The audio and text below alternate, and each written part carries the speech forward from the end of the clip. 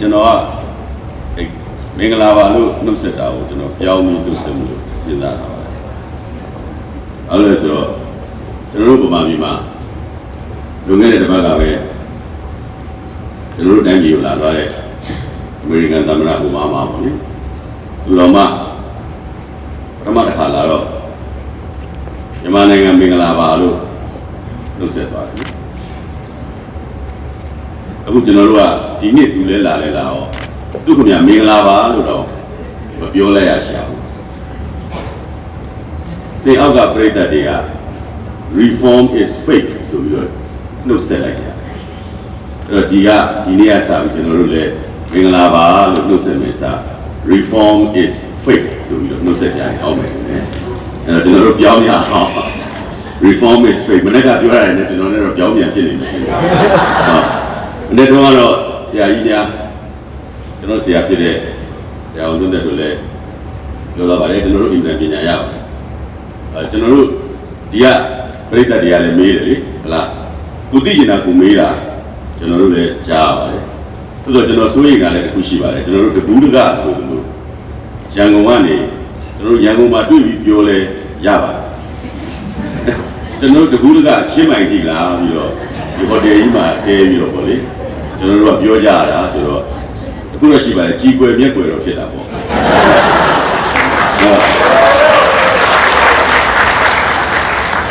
ဒါပေမဲ့မစိုးရိမ်ပါဘူးဟိုဘက်မှာငြိမ်းချမ်းရေးအဖွဲ့တွေလည်းရောက်နေပြီဆိုတော့သူတို့လှမ်းပြစ်လိုက်ရင်လည်းကျွန်တော်တို့ထိလိုက်ပါမယ်အဲ့တော့ကျွန်တော်တို့ကတခုမှတွေးတဲ့အတွေးမြေမှာ positive thinking လို့ဆရာကြီးများလည်းပြောပါတယ်ကျွန်တော်တို့လည်းအဲ့လိုတွေးဖို့ကြိုးစားပါတယ်ဒါပေမဲ့ကျွန်တော်ယက်တီချက်နဲ့ကျွန်တော်ခံယူချက်မှာတော့ကောင်းတာကိုကောင်းတယ်လို့ပဲကျွန်တော်ပြောပါတယ်မကောင်းတာကိုလည်းမကောင်းဘူးလို့ပဲကျွန်တော်ပြောပါမယ်ကောင်းတာကြီးမြင်ရင်လည်းမကောင်းဘူးလို့လိမ်ပြောရတာအောင်တော့ကျွန်တော်ကိုယ့်ကိုယ်လက်ပြမလို့မကောင်းတာကြီးမြင်ရင်လည်းကောင်းပါတယ်ခင်ဗျာကောင်းပါတယ်ခင်ဗျာလို့လုပ်ရတော့အောင်လေကျွန်တော်ရှက်တတ်ပါတယ်အဲ့ဒါကြောင့်ကျွန်တော်ကဒီနေရာမှာကျွန်တော်ခုနကပြောတဲ့ positive thinking လို့ပြောတဲ့အကောင်းမြင်တယ်လို့ဆိုတာထက်ပေါ့လေဒီရေကွက်ထဲမှာရေတဝက်ရှိတာကိုဟာရေတဝက်ထဲရှိတယ်လို့ပြောရင်မကောင်းမြင်လို့ဆိုကြရေကွက်ထဲမှာအဲ့ရေတဝက်ထည့်ထားတာကြည့်ပြီးတော့ဟာရေတဝက်ကြီးများတော့ရှိတယ်လို့ဆိုရင် positive thinking လို့ပြောကြတယ်ကျွန်တော်ကတော့တောက်လိုက်ပါ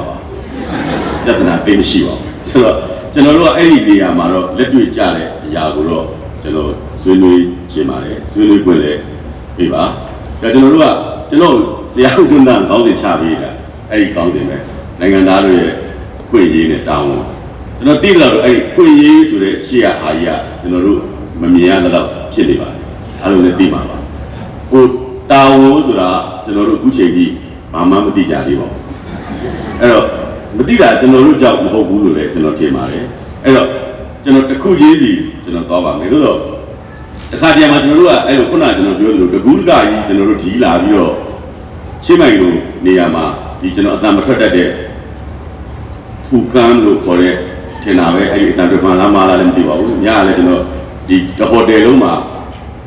reception စပြီးတော့လိုက်မေးတာကျွန်တော်တို့ပြောတဲ့စကားကိုသူတို့တယောက်မှနားမလည်ပါဘူးသူတို့ပြောတဲ့စကားကိုလည်းကျွန်တော်တို့တယောက်မှနားမလည်ပါဘူးအဲ့ဒီကနေထွက်သွားတာ 7-11 တီကိုဘာမှနားမလည်ပါဘူးအဲ့ကြတော့ကျွန်တော်တို့ပစ္စည်းတွေကျွန်တော်ရဲ့ကိုစောတဲ့တို့ရဲ့ဇနီးရဲ့ကျွန်တော်တို့ပစ္စည်းလေးတွေကောက်ခဲ့ပြီးအေးလေးတွေအကုန်လုံးဝယ်မုံလေးတွေဝယ်ပြီးတော့ပတ်စံလေးထုတ်ပေးလိုက်တော့ကျွန်တော်တို့လက်တွေခါပြီးတော့မောင်းထုတ်တယ်ဘာဖြစ်လို့လဲဆိုတော့ကျွန်တော်ကဒေါ်လာထုတ်ပေးလို့တဲ့ကျွန်တော်ဗမာပြည်မှာဆိုဒေါ်လာဆိုဝိုင်းလူမှာလေသူကဘတ်နဲ့မဟုတ်လို့ဆိုတော့သူတို့တော်ဘတ်ချင်တဲ့လူတွေပဲပေါ့ကျွန်တော်အဲ့တော့ကျွန်တော်တို့ကဒေါ်လာကိုသူတို့ကဘတ်သွားလဲခိုင်းတော့ည8 နာရီကျွန်တော်ဘယ်မှာမှလဲလို့မရဘူးအဲ့တော့ဒီထဲမှာရှိမယ်ထင်ပါတယ်ကျွန်တော်မေ့သွားတယ်ရှိရင်လည်းကျွန်တော်ကုရေရကြိုတင်တောင်းပန်ပါတယ်အဲ့ဒီဘန်ကောက်ကနေရောက်လာတဲ့အမှုပညာရှင်တယောက်သူစီကကျွန်တော်2000ရှိပြီပါတယ်အခုကျွန်တော်မမြင်တော့ဘူးဗျကျွန်တော်ဝန်တာပါတယ်အဲ့ဒါကိုအဲ့ဒါနိုင်ငံသားတယောက်ရဲ့အခွင့်အရေးနဲ့တာဝန်ပါပဲကျွန်တော်လူပြရှိတဲ့ source ယူမမြင်အောင်ဆောင်လိုက်အေးသွားတယ်ဟုတ်ကျွန်တော်အခုကျွန်တော်အဲ့ဒါကြောင့်တကူးတကလာပြီးဒီမှာလာပြီးကျွန်တော်တို့အချင်းကြီးက ယူရီးယားလိုလည်းမပြောဘဲနဲ့အခုလိုဗမာလိုတွေပဲပြောကြတဲ့အတူတူကျွန်တော်ဗမာပြည်မှာဒါမျိုးပွဲတွေလည်းများများလုပ်ပေးစေချင်ပါတယ်နောက်တစ်ခုကမနေ့ကလည်းကျွန်တော်တို့အတွေ့အကြုံရတယ်ခင်ဗျကျွန်တော်တို့ကစင်မွားနေခုလိုပြောနေတာကျွန်တော်တို့ပြောတာကိုခုနဆရာဦးအောင်ထွန်းတဲ့လည်းပြောသွားပါတယ်ကျွန်တော်ပြောတာကိုသဘောမတူတဲ့လူတွေရှိနိုင်တယ်လို့ဒီထက်ကနေကျွန်တော်တို့ပြောတာကိုငြင်းကျင်တဲ့လူတွေရှိနိုင်တယ်အဲ့တော့နောက်များတကယ်လို့ဒီလိုပွဲမျိုးဒါပထမကြိမ်လို့ပြောတဲ့အတွက်ပွဲမျိုးလုပ်မယ်ဆိုရင်အပြန်အလှန်ဆွေးနွေးတဲ့ဆွေးနွေးပွဲမျိုးကိုဦးစားပေးပြီးလုပ်စေချင်ပါတယ်ကျွန်တော်တို့တယောက်တည်းရဲ့အတန်အစားကျွန်တော်တို့နဲ့အပြန်အလှန်ဆွေးနွေးတဲ့မေးတဲ့လူကလည်းမေးဖြေတဲ့လူကလည်းဖြေကျွန်တော်တို့ပြောချင်တာလေးကို9မိနစ်10မိနစ်လောက်ပဲပြောပြီးတော့အပြန်အလှန်ဆွေးနွေးတာကကျွန်တော်ထက်ပိုတက်တဲ့လူတွေလည်းအများကြီးရှိပါတယ်ဒီထဲမှာဆိုရင်ကျွန်တော်တို့နမူနာကိုရှင်းတော့ကျွန်တော်ပုံမြင်လို့ရှိပါတယ်အဲ့ဒါတော့ကျွန်တော်တို့ဗမာပုံမြင်ပေါ့လေဗုဒ္ဓဘာသာပုံကြီးအကြောင်းပေါ့ဒီမှာပုံကြီးမရှိတော့ကျွန်တော်အန်ဒီရဲ့အကင်းနဲ့ပြောလို့ရတယ်အဲ့ဒီဗုဒ္ဓဘာသာပုံကြီးဒီဆိုတရားဟောတအားပြင်းနေတာတရားဟောတအားပြင်းတော့စင်မော်တက်လာတာနဲ့တပြိုင်နက်ပြိဿတွေလူမြင်ပြီဆိုရင်သူကတီးကြပါလားဟုတ်ကဲ့ပြိဿကပုံကြီးရရှိရနမိတ်ပြမေးရဟုတ်တီးကြပါလားဟဲ့ဆိုရင်သူကဖြေစရာတခုံးပဲရှိတယ်တီးပြီးပါပြီဗျာတီးပြီးတဲ့လူတွေပြောနေလို့ပါသူပြိဿကနားမတော်ပါဘူးသစင်တော့အဲ့ဒါကိုကြီးတက်လာတော့ပြိဿကဒီခါတော့မရောက်နေနဲ့ပြောင်းပြောမှာတီးပြီးကြပါလားဟဲ့ဟုတ်ကဲ့မသိကြသေးပါဘူးဗျာမသိတဲ့လူတွေပြောနေဘာတက်လာမှမလို့ဟာဒုက္ခတော့ရောက်တယ်အဲ့တော့နောက်တတိယကျင်ကြတော့မှထပ်လို့သိပြီးကြပါလားဟုတ်ကဲ့တချမ်းသိပြီးပါဗျာဒီကချမ်းမသိသေးပါဘူးဗျာသိပြီးတဲ့လူကမသိသေးတဲ့လူကပြောပြလိုက်တော့ကျွန်တော်လည်းမသိပြီးကြပါပြီအဲ့ဒါရှင်းရှင်းပြန်ပြောလိုက်ပြီးသွားတာပါပဲဆိုကျွန်တော်အခုဒီနေ့ကျွန်တော်ပြောလာမယ်ကျွန်တော်ကိုလည်းတာဝန်ပေးလိုက်တဲ့ကောင်းစဉ်ကအဲ့နိုင်ငံသားတို့ရဲ့တာဝန်နဲ့နိုင်ငံသားတို့ရဲ့အခွင့်အရေးနိုင်ငံသားတို့ရဲ့အခွင့်အရေးနဲ့တာဝန်ပေါ့အဲ့ကျွန်တော်တို့ပြည်သူ့ချုပ်ကိုအခြေခံဥပဒေမှာနိုင်ငံသားဆိုတာအဲ့ဒီလိုပြောတာတိုင်းသားမိဘနှစ်ပါးကမွေးတဲ့လူတို့နှစ်ကပြည်သူ့အခြေခံဥပဒေအတည်ပြုပြီးနေ့မှာဥပဒေအရနိုင်ငံသားဖြစ်ခွင့်ရှိဘူးဆိုတော့2008ခုနှစ်အတည်ပြုတဲ့နေ့မှာနိုင်ငံသားဖြစ်ခွင့်ရှိတဲ့လူလို့ကျွန်တော်တို့ရမလို့တော့ပြည်သူ့ချုပ်ကိုအခြေခံဥပဒေ2008လက်ခံနေဖြစ်စေလက်မခံနေဖြစ်စေကျွန်တော်တို့ဒီဟာကိုအဓိပ္ပာယ်ပြဆိုချက်ခုအနေနဲ့ယာယီကျွန်တော်တို့လက်ခံထားပါတယ်ကြိုက်ကြိုက်မကြိုက်ကြိုက်ဒါအတည်ပြုထားတဲ့ဥပဒေဖြစ်လို့ယာယီလက်ခံထားပါတယ်ဒါပေမဲ့နိုင်ငံတကာမှာကျွန်တော်တို့ကြည့်လိုက်တဲ့အခါကျတော့နိုင်ငံသားဆိုတော့အဓိပ္ပာယ်ဖွင့်တာဒီလိုအဓိပ္ပာယ်မျိုးဖွင့်တာကျွန်တော်ဘယ်နိုင်ငံမှာမှမတွေ့ဘူးကျွန်တော်တို့တစ်ခုလောက်ပြောကြည့်ပြစေနမူနာအားဖြင့်အမေရိကန်နိုင်ငံရဲ့ဖွဲ့စည်းပုံအခြေခံဥပဒေထဲမှာနိုင်ငံသားကိုအဓိပ္ပာယ်ဖွင့်တာ They are full members of their political community or state by virtue of their possessions of basic rights. တိုင်းသားမိဘနှစ်ပါးလည်းမပါရှာ။ဖွဲ့စည်းပုံအခြေခံဥပဒေအတည်ပြုပြီးနေမှာဥပဒေအရနိုင်ငံသားဖြစ်ခွင့်ရှိသူလို့မပါဘူး။သူ့နိုင်ငံပြီးတော့သူ့ရဲ့နိုင်ငံရေးအစုအဖွဲ့အတိုက်အုံထဲမှာသူ့ရဲ့မူလရပိုင်ခွင့်ရှိတဲ့အခွင့်အရေးတွေကိုပြည့်ပြည့်ဝဝရနေတဲ့သူလို့ပဲဆိုပါတယ်။အဲ့တော့ကမ္ဘာပေါ်မှာရှိတဲ့သူများကဖွင့်ဆိုတာတော့အဲ့ဒီအတိတ်ပဲဒီဖွဲ့စည်းချုပ်အခြေခံဥပဒေကြီးကဖွင့်ဆိုထားတာကတော့ဒီအတိတ်ပဲလို့ကျွန်တော်တို့သွားတွေ့ရပါတယ်။အဲ့ဒီမှာကျွန်တော်ပြောချင်တာကတော့နိုင်ငံသားဆိုတာတာဝန်ရဲ့အခွင့်အရေးရဲ့အဲ့ဒီနှစ်ခုကျိုးနှချောင်းနဲ့ကျွန်တော်တို့ချိန်အောင်ထားပါအဲ့တော့ခုနကရှေ့ကခုနဆရာပြောသွားပါတယ်ကျွန်တော်တို့ကဆရာခေါ်ခံနေရတယ်ကျွန်တော်တို့ကအဖေခေါ်ခံနေရတယ်တို့မို့အမေခေါ်ခံနေရတယ်ကျွန်တော်တို့ဆရာဖြစ်ချင်တယ်အဖေဖြစ်ချင်တယ်လူဒီမို့သားသမီးဖြစ်ချင်တယ်ကျောင်းသားဖြစ်ချင်တယ်တို့မို့ခေါင်းဆောင်ဖြစ်ချင်တယ်တို့မို့တပည့်ဖြစ်ချင်တယ်ကျွန်တော်ဘာဖြစ်ချင်လို့ရတယ်ကိုရတဲ့နေရာရဲ့တာဝန်ကိုဘယ်လောက်ကြည်ပြနေလဲအခုရေးကြရင်ကျွန်တော်တို့အကုန်လိုချင်တယ်ကျွန်တော်တို့ရဲ့တာဝန်ကျောင်းသားတယောက်ရဲ့တာဝန်ကြည်ပြမလားကျွန်တော်အဆိုတော်လို့ပြောရင်ကျွန်တော်အဆိုတော်တယောက်ရဲ့တာဝန်ကြည်ပြမလားကျွန်တော်လူပြည့်လို့ပြောကျွန်တော်လူပြည့်တယောက်ရဲ့တာဝန်ကြည်ပြမလားကျွန်တော်အခွင့်အရေးကြတော့လူပြည့်အခွင့်အရေးကိုအပြည့်လို့ရှင်ကျွန်တော် လူပြည့်တယောက်ရဲ့အခွင့်အရေးကိုအပြည့်လို့ခြင်းပေမဲ့ကျွန်တော်လူပြည့်ဆိုတဲ့တာဝန်ကိုကျွန်တော်ကြည်လွင်စွာမထမ်းဆောင်နိုင်ဘူးဆိုရင်ကျွန်တော်ဘယ်လိုလုပ်ပြီးတော့ကောင်းပါအဲ့တော့ကျွန်တော်မြင်တဲ့အမြင်ကတော့နိုင်ငံသားဆိုတာဘာလဲနိုင်ငံသားဆိုတာတရားပြောတယ်ကျွန်တော်ကတော့အဲ့လိုမမြင်ဘူးကျွန်တော်မြင်တဲ့နိုင်ငံသားကတော့တာဝန်နဲ့ခွင့်ရဆိုတဲ့ဂျိုးနဲ့ဆောင်ဒီလိုချီထားပါကျွန်တော်တို့အခွင့်အရေးကိုတော့အရာအမိရှိရဆွဲနေတယ်နောက်ကတာဝန်ရလဲသူ့ခြေထောက်ကချိတ်ပြီးလိုက်ပါနေရအတင်းလိုက်ဆွဲနေတယ်မင်းတို့တာဝန်မင်းတို့ကြည်ပြီလားကျွန်တော်တို့ဒီလိုခံစားပါတယ်ဒါတာဝန်နဲ့ခွင့်ရကိုကျွန်တော်ပြလိုက်ချင်တာပါဒီတော့ကျွန်တော်ဖွဲ့စည်းချုပ်ကိုအခြေခံဥပဒေထဲမှာအဲ့လိုပြောတယ်လို့2008မှာပြောထားတဲ့အခါမှာဒီဖွဲ့စည်းပုံအခြေခံဥပဒေမှာကျွန်တော်တို့လေ့လာကြည့်လိုက်ရအောင်ကျွန်တော်တို့ရမယ်အခွင့်အရေးဟာပုံမှန်345ကနေ381အထိနိုင်ငံသားတွေရဲ့အခွင့်အရေး39ခုရှိပါတယ်39မိနစ်နဲ့တော့မရောနဲ့ပေါ့နော်နောက်တာဝန်ကြတော့ကျွန်တော်တို့9ခုပဲရှိတယ်တကယ်ရှင်းလိုက်ရင်တော့ပွားနေရမယ်အခွင့်အရေးက39ခုဥပမာ383ကနေ390အထိတာဝန်ကြတော့9ခုပဲရှိတယ်အဲကျွန်တော်တို့ကဘာတာဝန်တွေကိုထမ်းဆောင်ပြီးတော့ကျွန်တော်တို့ကဘာတွေကိုလုပ်ပြအဲ့တော့ဘာအခွင့်အရေးတွေကိုရအဲ့ဒီဟာတွေကကျွန်တော်တို့မှာအရေးကြီးလာတကယ်ကျွန်တော်တို့အဲ့ဒီအခွင့်အရေးဆိုတဲ့နေရာမှာအများကြီးပဲလားဒါတွေကိုကျွန်တော်အကျေကြီးပြောရင်ကျွန်တော်ဒီနေရာမှာဖွဲ့စည်းချုပ်ကိုအခြေခံဥပဒေရှင်းတဲ့ခန္ဓာလို့ပါလို့ဖြစ်သွားမှာဆိုတော့ကျွန်တော်ဖွဲ့စည်းချုပ်ကိုအခြေခံဥပဒေဆိုတာကြီးကိုပြောနေရတာကိုကျွန်တော်ပါစကျွန်တော်တော်တော်တနာအဲ့တော့မလွဲတာလို့ကျွန်တော်နိုင်ငံသားဆိုလို့ကျွန်တော်ပြောရတာဆိုတော့ကျွန်တော်တို့ကဒီဖွဲ့စည်းပုံအခြေခံဥပဒေကိုမကြိုက်ပါဘူးဒါလည်းတိတိလေးလေးပြောပါတယ်ရှင်းနိုင်မှာမလို့ပြောရဲပါတယ်လကားပြောတာဆိုတော့အဲ့တော့ကျွန်တော်တို့ကမကြိုက်ပေမဲ့ကျွန်တော်တို့ဒါကိုယာယီအဖြစ်လက်ခံထားပြီးဒါအတိုင်းကျွန်တော်တို့လုပ်ကြဒီအတွက်ကြောင့်ကြိုက်တယ်မကြိုက်တယ်ကနောက်မှာပြင်းနေတာမပြင်းနေတာကနောက်မှာအစ်စ်ရေးခြင်းလည်းနောက်မှာလုံးလုံးတွေတော့လက်ထဲရှိတာပေါ့ကျွန်တော်အတိတ်ပဲဖွင့်နေရပါအဲ့တော့ကျွန်တော်တို့ဒီမှာအခွင့်အရေးတွေဆိုတဲ့နေရာမှာတကယ်နိုင်ငံတကာမှာကြတော့နိုင်ငံသားတယောက်အနေနဲ့တိုင်းပြည်ပြည်သားတယောက်ရဲ့အခွင့်အရေးနောက်တစ်ခုကနိုင်ငံရေးခွင့်ရေးနောက်တစ်ခုကလူမှုရေးခွင့်ရေးဒီလိုခွင့်ရေး၃ပိုင်းနဲ့ကမ္ဘာမှာတော့ကျွန်တော်တို့လေ့လာပြီးတော့ရှိပါတယ်ကျွန်တော်တို့မြန်မာနိုင်ငံမှာတော့ခုနကပြောတဲ့အခွင့်အရေး39ခုဆိုတဲ့တော်တော်များအောင်အဲ့39ခုဆိုတာတွေကိုကျွန်တော်တစ်ခုချင်းစီရှင်းနေတယ်မပြီးမှဖြစ်တဲ့အတွက်အခြေအနေအဖြစ်တော့ခုနကနိုင်ငံရေးနဲ့ပတ်သက်တဲ့အခွင့်အရေးလူမှုရေးနဲ့ပတ်သက်တဲ့အခွင့်အရေးနောက်နိုင်ငံသားတယောက်အနေနဲ့မရှိလို့ဖြစ်ရလိုက်တဲ့အခွင့်အရေးဆိုပြီးရှိကြဒါ၃ခုတစ်ဖက်ကတာဝန်ရတော့နည်းနည်းလေးပဲ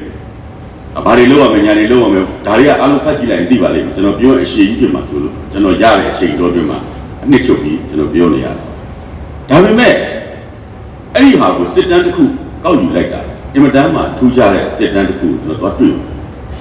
ကျွန်တော်စိတ်ထဲမှာတွေ့လို့ကတော့ဝန်းတာတယ်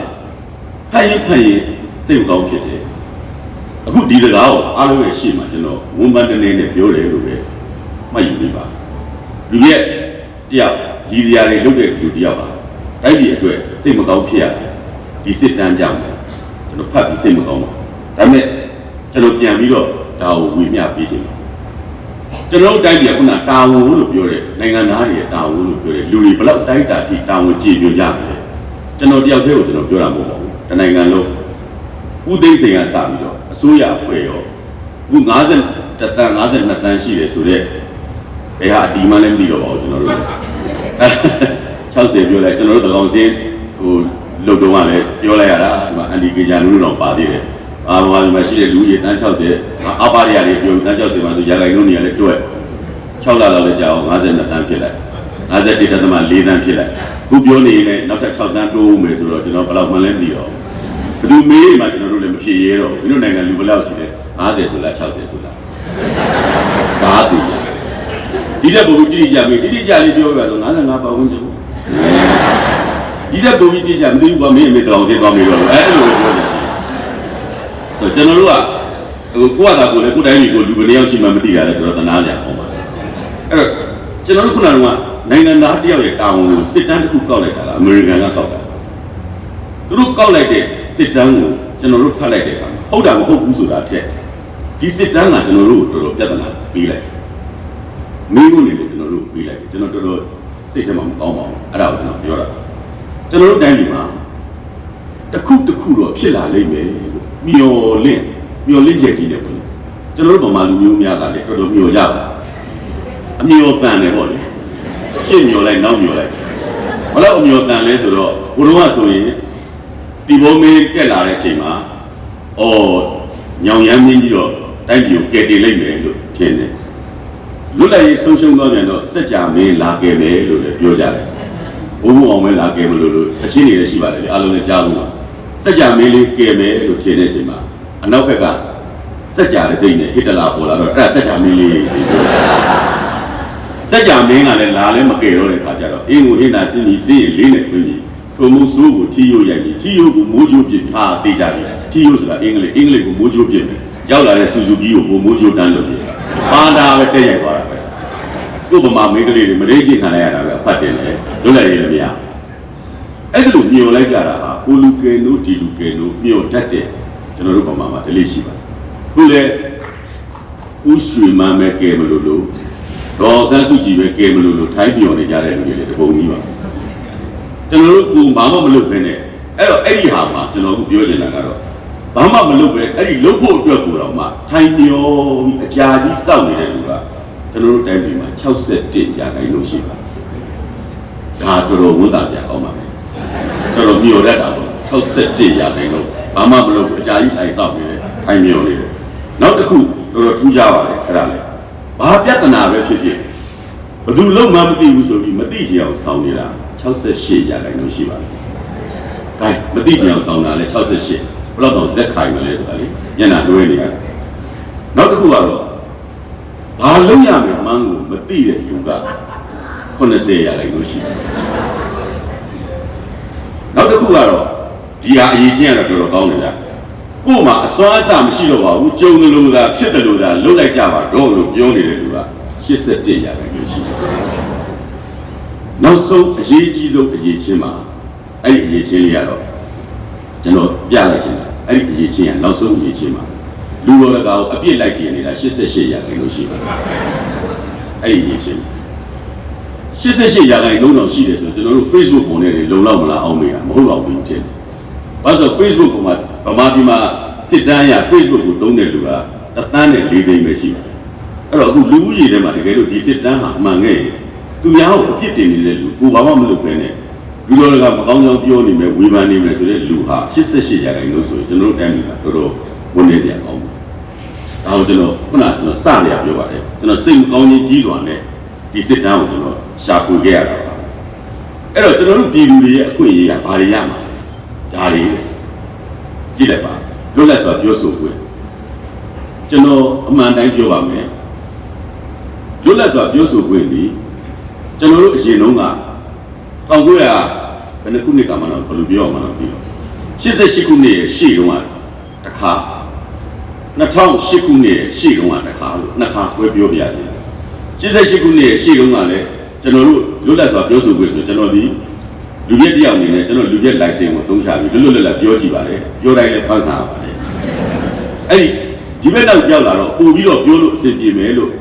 နာဝရနာအဖလက်ထက်မှာအဆင်ပြေလိုက်တာကျွန်တော်အငြိမ့်ကိုမကတော့ကျွန်တော်ပိတ်လိုက်တယ်ကိုမကရတာနဲ့သူများကရတယ်လူတွေရဲ့ပါဇက်တွေကိုကုပြက်လုံးလိုက်ထည့်ပြီးတော့အဲ့ဒီကောင်တွေပါထွက်ပြေးရတယ်ဟိုကဆိုတော့အဲ့ဒီတုန်းကကျွန်တော်တို့ကလွတ်လပ်စွာပြောဆိုခွင့်ဆိုတာမရခဲ့ဘူးဒါတော့အတူပဲကျွန်တော်ပြောလိုက်တာမရခဲ့ပါဘူးဒီဘက်မှာလွတ်လပ်စွာပြောဆိုခွင့်ဆိုတာကျွန်တော်တို့ရတယ်လို့ယူဆအနေနဲ့ရတယ်လို့ကျွန်တော်တို့ယုံကြည်ပါတယ်နေ့ကဆရာကြီးပြောသွားတာနဲ့ကျွန်တော်လည်းလွဲနေပါလိမ့်မယ်ဒါကျွန်တော်တို့ရဲ့ပူတွေးနေကျွန်တော်ပြောနေကြတာဖြစ်တဲ့အတွက်ကျွန်တော်လွတ်လပ်စွာပြောဆိုပြီးမရဘူးလို့ကျွန်တော်တို့မငြင်းပါဘူးတိုးတော့အနေငယ်ရပါအကန့်အသတ်ရှိနေပါသေးတယ်မကွေးတိုင်းသွားပြီးတော့ဘာမှပြောလို့မရပါဘူးနဲ့ချက်ချင်းနေရင်ဥက္ခာပါလိမ့်မယ်ဒါရှင်းတယ်ကျွန်တော်တို့နိုင်ငံခြားကနေအင်္ဂလိပ်စာသင်နေလို့ဆိုပြီးလာတဲ့မောင်မောင်ဝမ်းဆိုရဲကျွန်တော်တကယ်ကြီးရေနံကျောင်းသားနိုင်ငံထဲကနေတိုင်းပြည်ပြင်ဘက်ကိုပြန်နှိထုတ်ခံလိုက်ရပါတယ်ဆရာကြီးတို့ရှင်းပြသွားတဲ့တတိယလိုင်းဆိုတဲ့ဦးသိန်းစိန်လက်ထက်မှာပဲဦးဖြားစာတင်လို့တိုင်းပြည်တွေကနှိထုတ်ခံရတာအဲ့မောင်မောင်ဝမ်းကျွန်တော်မကြားဘူးကဘာမှာစာတင်လို့နှိထုတ်ခံရတယ်ချက်ချင်းကိုတိုင်းပြည်တွေကနေမောင်းထုတ်ခံလိုက်ရတယ်လွတ်လပ်စွာပြောဆိုခွင့်ဆိုတဲ့အကန့်အသတ်ဟာကျွန်တော်တိုင်းပြည်တွေမှာကြီးစေနောက်တစ်ခုကျွန်တော်တို့လွတ်လပ်ပြောချင်တယ်ဆိုတဲ့နေရာမှာကျွန်တော်တို့ရဲ့ဆန္ဒကျွန်တော်တို့ရဲ့ခံစားချက်ကျွန်တော်တို့ရဲ့ feeling ကျွန်တော်ထုတ်ဖို့ပြောချင်အဲ့ဒီအတွက်ကို ကျွန်တော်တို့အခုတည်းကပါမစ်တောင်းအောင်ကျွန်တော်တို့ငူရင်လာတော့ပါမစ်တောင်းကိုပါအကြီးကြီးလည်းပါမစ်တောင်းရှိရပါတယ်လက်ခုပ်များများတီးရင်အမြင်ကတ်တတ်ပါတယ်အဲ့တော့ကျွန်တော်တို့ကအဲ့ဒီအကန့်အသတ်ကြီးမရှိဘူးလို့တော့ကျွန်တော်တို့ညာနိုင်ရှိနေပါသေးတယ်တခါတည်းမှာပြောပါတယ်ဒီအပြောင်းလဲကာလဒီ transition မဟုတ်သေးပါဘူးပညာကျော်များဒီမှာဆရာကြီးရှိတာမျိုးအားနာပါတယ်သမရာကြီးအကြံပေးများပေါ့လေသူတို့ပြောလို့အကြံပေးပြီးအကြံသာပေးတယ်ဆိုတော့ကျွန်တော်လည်းအဲ့စားစရာအကြံလို့ပါလို့လားလို့စဉ်းစားအဲ့တော့အကြံတွေပေးရတဲ့ပုဂ္ဂိုလ်ကြီးများဒီဘလို့အကြံတွေပေးလဲတော့ကျွန်တော်တို့လည်းမသိပါသမရာလည်းဘလို့စကားတွေနားထောင်ပြီးဘာတွေကိုလုပ်နေတယ်လဲဆိုတာလည်းကျွန်တော်တို့နားမလဲပါသို့တော့အကန့်အသတ်ကကျွန်တော်တို့အရင်တုန်းကကန့်တတ်ထားတဲ့အကန့်အသတ်နဲ့ခုကန့်တတ်တဲ့ကန့်တတ်နဲ့နှစ်မျိုးဖြစ်နေအခုကတ်တတ်တာဘာနဲ့တူလဲဆိုတော့ကျွန်တော်တို့လေပင်းမြင့်ပြီးမှနည်းနည်းလျှော့ပြီးအဲ့တော့အသက်ရှူလို့ကောင်းတယ်မဟုတ်လားအသက်ရှူလို့ကောင်းတယ်မဟုတ်လားအဲ့ဒါကျွန်တော်တို့ဖြစ်နေတယ်နောက်တစ်ခုကျွန်တော်တို့လွတ်လပ်စွာကြံစီတွေးတောခွင့်ဒါတော့ကျွန်တော်မပြောပါဘူးကိုယ့်အိမ်နဲ့ကိုကြံတာဘူးမှမသိဘူးအဲ့ဒါတော့ကတ်တီတီနဲ့ထည့်ထားတာတကယ်လွတ်လပ်စွာကြံစီတွေးတောခွင့်ကိုဘာနဲ့ဖမ်းမလဲတကယ်လို့များလားအဲ့ဒါကိုများရလို့ဖမ်းရင်သူဖမ်းအောင်သိကြတယ်ကျွန်တော်တို့အဲ့ဒါဟိုလေ scan ရိုက်ပြီးရရင်တော့သူရိုက်အောင်ပါအဲ့ဒီတစ်ချက်ကတော့ကျွန်တော်ကတော့ဘာလို့ထည့်တာမသိဘူးလွတ်လပ်စွာစုယုံခွင့်ဒါတော့တော်ရှင်းပါ18နဲ့ထောင်ထဲရောက်တာ241ယောက်ရှိပါတယ်လွတ်လပ်စွာစုယုံခွင့်ရှိမရှိတော့မသိဘူးလေဥပမာ18နဲ့ခုနားလေးချက်တာနဲ့တောက်ဖန်ဒီနားလေးချက်တာနဲ့တောက်ဖန်ကျွန်တော်တို့ကနိုင်ငံရေးအကျဉ်းသားစစ်စေးရေးကော်မတီထဲမှာကျွန်တော်ပါပါတယ်ကျွန်တော်တို့အစည်းအဝေးကိုကျွန်တော်တို့အခုဟိုခဏခဏလုပ်နေရင်ရှက်လို့မတက်တော့ပါဘူးအခုအဲ့18ပုံမှန်18နဲ့လွတ်လပ်စွာစုယုံခွင့်ရှိတယ်ဆိုတဲ့အတိုင်းဒီမှာအခုပုံမှန်18နဲ့ဖမ်းထားတယ်281ယောက်အခုထိမလွတ်သေးတော့ကျွန်တော်တို့လည်းရှက်ပြီးတော့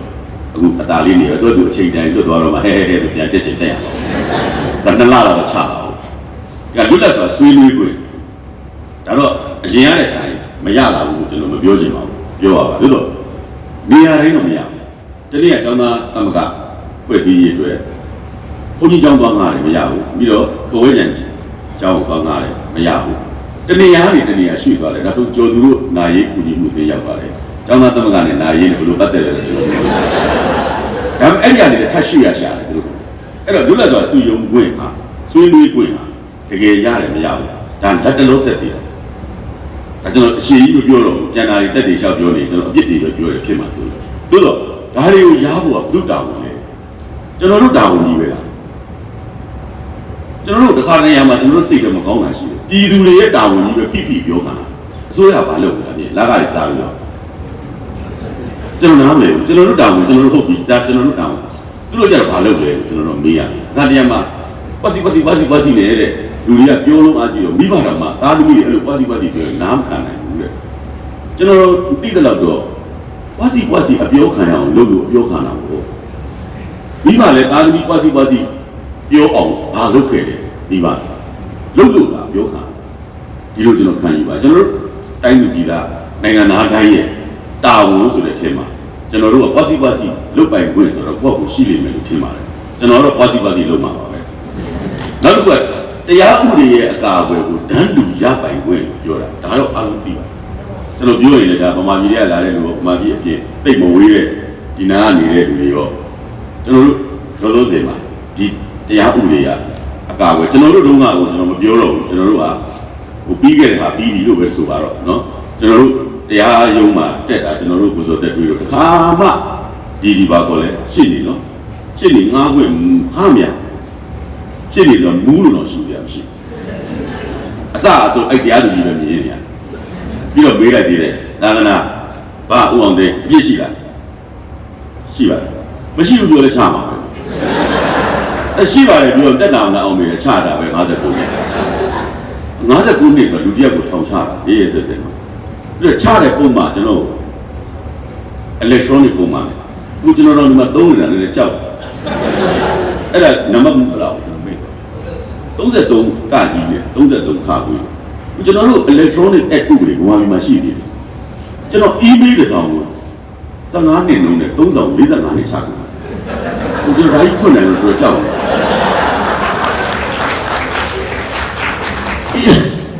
ကျွန်တော်တို့အဖြစ်ပြပြောကြပါရှင်းနေလည်းမရှိဘူးလေ တရားသူကြီးနဲ့ကျွန်တော်တို့နဲ့တွေ့တဲ့အချိန်မှာတရားသူကြီးကကျွန်တော်မေးတယ်ရုံးမှာဒါနဲ့မင်း email သုံးလားဟုတ်ကဲ့မင်း email လိပ်စာပြောတယ်ဟုတ်ကဲ့အဲ့ဒီအချိန်မှာကျွန်တော်ရဲ့ email လိပ်စာသူရ61@gmail.com ညနာချစ်ပြအမေတို့လေကောင်းမှုမေးတာမင်းကကောင်းမှုဖြေဟာကျွန်တော်ကောင်းမှုဖြေတယ်သူရ61@gmail.com ဟုတ်ပြီငါမြို့မေးတာ email လိပ်စာမေးတာမင်းကဘာလို့ gmail ပေးနေတာ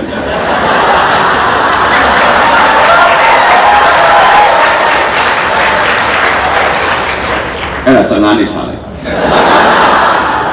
email မ gmail မသိတဲ့တရားသူကြီးချတာဟုတ်လားအဲ့ဒါတရားဥပဒေရဲ့အကာအကွယ်ကိုတန်းတူရပိုင်ခွင့်ပဲအဲ့ဒီတော့ကအခုလေအဲ့ဒီအတိုင်းအတာကိုကြော်လွန်လာတယ်လို့ဆိုပေမဲ့ကျွန်တော်နမူနာလေးတစ်ခုပြောရသေးတယ်လက်တလောဖြစ်သွားတာအလုံးသတိပြုမိတွေ့ပါလိမ့်မယ်တိတ်မကြသေးခင်တစ်ပတ်လောက်ပဲရှိပါသေးတယ်စကိုင်းတိုင်းမှာမြို့နယ်တရားသူကြီးပြောလက်စားတယ်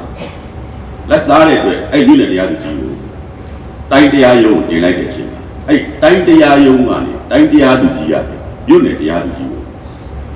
12နှစ်နဲ့တန်ငွေချလက်စားမှုဖြစ်ချင်တော့သူ့ကိုထောင်ချလိုက်တဲ့တိုင်းတရားသူကြီးကလည်းလက်စားမှုဖြစ်သူကြတော့3600စားတိုင်တဲ့လူကလည်းရှိတယ်အမှုလည်းရင်ဆိုင်ရတော့တဲ့အချိန်မှာသတင်းစာတွေကိုချက်ချင်းဥသိမ်းစိတ်လက်မှတ်နဲ့ထုတ်ပြန်လိုက်ပါတယ်တိုင်းတရားသူကြီးအားတာဝန်မှအနာယူပြုလိုက်ပြီးရောအေးရောဘယ်မှလည်းတရားဆိုလို့ရတယ်အဲ့တော့သူ့လုံးကမြို့နယ်တရားသူကြီးကို12နှစ်ချတယ်သူကြတော့အဲ့ဒီထက်ကြီးတဲ့ပုံမှန်အစွဲခံရတာနီးမှအနာပေးလိုက်တယ်ဆိုတော့အစွဲလည်းမခံရတော့ထောင်လည်းကြအဲ့တော့တရားဥပဒေရဲ့အကာအကွယ်ကိုတန်းတူရပိုင်ခွင့်ဟုတ်ပြီစဉ်းစားလို့ရပါတယ်အားလုံးမှာအုံနောက်ပြီးရှိနေတာပဲကျွန်တော်ထပ်ပြောစရာမလိုတော့ဘူးထင်ပါတယ်ကိုယ်ပိုင်ဥစ္စာပိုင်ဆိုင်ခွင့်လို့သူတို့ပြောပါတယ်ကျွန်တော်တို့တစ်ချိန်လုံးကကျွန်တော်တို့ကြုံခဲ့ပါတယ်ကျွန်တော်ခုနပြောလို့ပဲကျွန်တော်အင်တာနက်ပုံမှန်နေပဲကျွန်တော်ဖမ်းခံရတယ်အင်တာနက်ပုံမှန်တော့မဟုတ်သေးဘူးပေါ့လေလာဖမ်းတာဖမ်းတဲ့အချိန်မှာကျွန်တော်ဖမ်းတဲ့စခန်းကိုကျွန်တော်ရောက်သွားတဲ့အခါမှာကျွန်တော်တို့စီကနေတယ်လီဖုန်းသိမ်းလိုက်အားလုံးသိပါတယ်ကျွန်တော်တို့ဗမာပြည်မှာအဲ့တယ်လီဖုန်းကျွန်တော်ဆိုရင်မျက်စိတွေကိုလဲနေပဲဖုန်းကဘာနံပါတ်မှမသိတော့0980 0999 0980 0950 0951 52 53 0954 0973 0985 0986ဒါ85ဒါရော86ဒါဘာမှမသိတော့ကျွန်တော်အများကြီးအခုဆိုရင်ဘာမှမသိတော့တေးကြတာတခုတော့တစ်ခုမှဆက်လို့မရအဲ့တစ်ခုလေးကြတော့အကုန်သွားကြည့်နံပါတ်တွေကကွဲတာဒါပေမဲ့ပြန်စဉ်းစားကြည့်လိုက်တော့ကျွန်တော်တို့0950ကျွန်တော်ဖုန်းနံပါတ်15505ဆိုတဲ့ဖုန်းနံပါတ်ကိုရန်ကုန်မြို့ရွာသားကြီးမှာရှိတဲ့စက်သွေးရေးစခန်းမှာ15သိန်းပြီးသွားထုတ်ပါ15သိန်းကိုတင်ငန်းကျိုးမှာဘာမှသွားပြီးရော့15သိန်းသွားပေးတယ်ပြီးတော့အဲ့တယ်လီဖုန်းလေးထုတ်လာတော့အဲ့တယ်လီဖုန်းလေးကိုကျွန်တော်ဝန်ပန်းတတာနဲ့နံပါတ်ကလည်းခေါ်လို့ကောင်းတယ်15505ဆိုတော့15 85လို့ကျွန်တော်မှတ်တာငွေချင်းတွေကိုလည်းအကုန်လုံးပြောတယ်ဖမ်းတော့အဲ့တယ်လီဖုန်းလေးပါသွားတယ်ကျွန်တော်ဖုန်းလေးလွတ်ပေးလိုက်တော့ပြန်ပေးပါဆိုတော့မပေးနိုင်ဘူးဘာဖြစ်လို့လဲဆိုတော့နိုင်ငံတော်ကမင်းကိုငားလာတာအပိုင်ရောင်းတာမဟုတ်စာချုပ်ပြန်ကြည့်ဆိုတော့ဟုတ်တယ်အဲ့မှာစက်သွေးရေးဌာနမှာကျွန်တော်တို့ကငားရန်သုံးဆွဲခွင့်အခုကျွန်တော်တို့ငါ15သိန်းနဲ့ငားရတဲ့ဖုန်းတွေကျွန်တော်အစိုးရကိုသွားပြန်ပေးရင်ကျွန်တော်တို့15သိန်းပြန်ပေးမှာအခုလက်ထက်မှာ90ပုံရှိ51ပုံရှိခွန်3ပုံရှိကျွန်တော်15သိန်းပြန်ရမှာအစိုးရကကျွန်တော်ပြန်ပေးခြင်းကျွန်တော်ငားရတာလေပြန်စဉ်းစားကြည့်ကျွန်တော်တို့ငားရတာသူတို့ပြောတာလေစာချုပ်ကြီးတွေမှာလည်းငားရတာအဲ့ဒါဟာကျွန်တော်တို့ရဲ့ကိုယ်ပိုင်ဥစ္စာပိုင်ဆိုင်ခွင့်ဒါနမူနာလေးပဲကျွန်တော်ပြောတာတကယ်တမ်းပြောရင်အဲ့ဒီဖုန်းအလုံးကြီးဘယ်လောက်လဲလို့မေးကြည့်လိုက်တော့တသန်းနဲ့8သိန်းကျော်15သိန်းနဲ့တသန်း8သိန်းကျော်မြောက်လိုက်ကျွန်တော်တို့ကိုယ့်အိမ်ကိုနေရင်းနဲ့တက်တက်မဲ့လူချမ်းစည်းတာ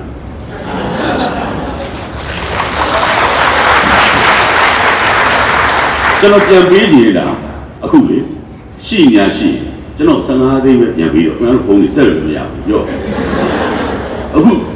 ကျွန်တော်တို့ပြန်မရနိုင်တော့ပေးရင်ဝန်ပန်းတန်နဲ့ယူထားမှာပဲလေတို့ကအဲ့တော့အဲ့ဒါကျွန်တော်တို့ဆုံးရှုံးခွင့်ကိုကျွန်တော်ကြုံရတယ်အဲ့တော့ဒီမှာတော့ပြည်သူ့အခြေခံဥပဒေတွေမှာပုံမှန်3-4ခုမှာရေးထားပါတယ်နိုင်ငံတော်လူမျိုးကိုဆိုဥပဒေရတယ်ဒန်းလူကြီးများခွင့်ရရှိစေရမည်တို့ဒီဥပဒေအကာအကွယ်ကိုဒန်းလူကြီးများဆိုတာရယူပိုင်ခွင့်ပေးရတယ်ကျွန်တော်ပြောပြီးသားဖြစ်တဲ့အတွက်ကျွန်တော်ထပ်မမှုန်းတော့ဟုတ်တယ်မဟုတ်ဘူးဆိုတာစဉ်းစားလို့ရပါတယ်3-5-3 မြည်သူ့ပုံမှာတည်ဆဲဥပဒေနဲ့အညီမှာတော့အသက်ကိုဖြစ်စေပုဂ္ဂိုလ်ဆိုင်ရာလွတ်လပ်မှုကိုဖြစ်စေ မျက်နှာဆုံးရှုံးမှုမရှိစေရလုံးလုံးလက်လက်ကျွန်တော်တို့မြန်မာနိုင်ငံသားတူကိုပါကြီးတည်သွားလို့အလောင်းတော်တနေ့မှပေါ်ပြီးပါတယ်ဥပဒေနဲ့အညီမှတပါအသက်ကိုဖြစ်စေမျက်နှာဆုံးရှုံးမှုမရှိစေရကျွန်တော်မပြောတော့အားလုံး Facebook လည်းကြည့်ပါတယ်တရေတွေလည်းဖတ်ကြတော့သူကဘလောက်မျက်နှာသွားတယ်သူဘလောက်ဆုံးရှုံးသွားလဲဆိုတာအားလုံးသိဒါဟာကိုယ်စည်းချုပ်ကိုချိန်ခံမှုတွေအသက်ဝင်ပြီးမဝင်ပြီးအဲကျွန်တော်အခွင့်အရေးပဲကိုလက်ကြည့်ရတဲ့အခါမှာကျွန်တော်တို့ရဲ့နိုင်ငံရေးအခွင့်အရေးလို့ဖွင့်ပြထားတာရှိပါတယ်အဲ့အခွင့်အရေးမှာဒီဘက်တစ်ချက်မှာနိုင်ငံရေးအခွင့်အရေးကျွန်တော်ဟိုဘက်တစ်ချက်မှာလူမှုရေးအခွင့်အရေးလို့ကျွန်တော်ပြပါတယ်လွတ်လပ်စွာမဲပေးခွင့်ရှိပါတယ်ဟိုကျွန်တော်2010ရွေးကောက်ပွဲလုပ်တဲ့အချိန်မှာကျွန်တော်ထောင်ထဲမှာပါဒါပေမဲ့အားလုံးသိပါတယ်ကြိုတင်မဲတွေကဘယ်လိုဖြစ်သွားလဲငွေရီကုန်အိတ်မဲတွေကဘယ်လောက်တက်လာလဲဟိုရီကန်ကြီးကြတော့မှငွေရီကုန်အိတ်တွေတက်လာတာလေဘုံဘုံနဲ့ပြစ်ရှာရောဒါထပ်ပေါင်းလိုက်ဒါထပ်ပေါင်းလိုက်ဟုတ်တယ်မဟုတ်ဘူးဆိုတာကိုကျွန်တော်တို့နိုင်ငံသားများအနေနဲ့စမ်းစစ်ဖို့2015မှာခွင့်ရရမယ်လို့ကျွန်တော်မျှော်လင့်ပါတယ်လွတ်လပ်စွာအသေးပေးထူထောင်ခွင့်ဆိုတာတော့ကျွန်တော်တို့တိုင်းပြည်မှာမှတ်ပုံတင်ဖို့အတွက်ကြိုးစားနေတဲ့အရက်ဖက်လူ့ဖွဲ့စည်း123ဘွဲ့အခုတည်းမှတ်ပုံတင်ခွင့်မရသေးဘူးအဲ့ဒါကျွန်တော်အတိအကျအခုတည်းမရသေးဘူးအဲ့ဒါညောင်ဦးမှာဆိုရင်မွေဗါလဲမွေပေါက်သူများပေါ့အဲ့ကျွန်တော်အတိအကျစကားလုံးမှားနိုင်ပါတယ်ညောင်ဦးမှာမွေအပေါက်ခံရသူများအတွက်မွေစိတ်ဖြည့်ရေးရှာဖွေရေးကော်မတီပေါ့နော်အသင်းပေါ့မှတ်ပုံတင်တာအဲ့မွေပေါက်လို့သိတဲ့လူတွေအယောက်200လောက်ရှိပြီအခုဒီအသင်းမှတ်ပုံတင်မကြဘူးအဲ့သူတို့မေးရမယ်ဘယ်အချိန်မှကြမလဲဆိုတော့သူကမွေပေါက်တာဟုတ်တယ်ကာကွယ်ဖို့အသိဖွဲ့စရာမလိုဘူးလေဆိုတော့ကျွန်တော်နားမလဲဘာလို့ကွက်တော့ပါဖြစ်လို့သူကအလူခံမဲ့မွေအညာမှာမွေပေါက်ခံရတယ်လူများတယ်လေအဲ့လိုများတော့လေဒါအလူခံမဲ့ရရတဲ့ပတ်စံတွေနဲ့အဲ့တကယ်လို့မွေစိတ်ဖြေဖို့ဈေးကတော့ဈေးကြီးပါလေစိတ်တစ်ခု15သိန်းလောက်ရှိဒီပတ်စံမရှိဘဲနဲ့လေသမားတယောက်ဘယ်ရလာတဲ့ပတ်စံနဲ့သူစေးထုံးနိုင်ပါလေသူလေညာလည်းမစီးနိုင်ဒါပေမဲ့အဲ့ဒီ15သိန်းရဖို့တော့မှသူ့မှာအခက်အခဲရှိနေအလူခံပေးတဲ့ဒီလိုအဖွဲ့အစည်းတွေလိုအပ်ပါအခုမှတ်ပုံတင်ဖို့ကြိုးစားတာအခုချိန်ကြီးမကြသေးဘူးအဲ့လိုမကြသေးတဲ့အဖွဲ့ပေါင်း123ဘွဲ့ရှိနေပါလွတ်လပ်စွာရွေးကောက်ပွဲပါဝင်ခွင့်ဆိုတာတော့ကျွန်တော်မပြောတော့ပါဘူးရွေးကောက်ပွဲက2015မှာဖြစ်လာပြီဖြစ်တယ်ဟုတ်တယ်မဟုတ်ဘူးအားလုံးဝေဖန်ကြည့်လို့ရပါတယ်နိုင်ငံရေးဓာတ်လူညီများရရှိခွင့်ကတော့ပုံမှန်လေးလေးပဲပြောပြစီတွတ်တော်ထဲမှာ25ရာခိုင်နှုန်းမဲမပေးပဲမဲလည်းမရပဲဝန်ထိုင်နေတဲ့လူတွေရှိနေတယ်ကျွန်တော်တို့ဘယ်လိုလုပ်ပြီးဓာတ်လူညီများနိုင်ငံရေးမှာရ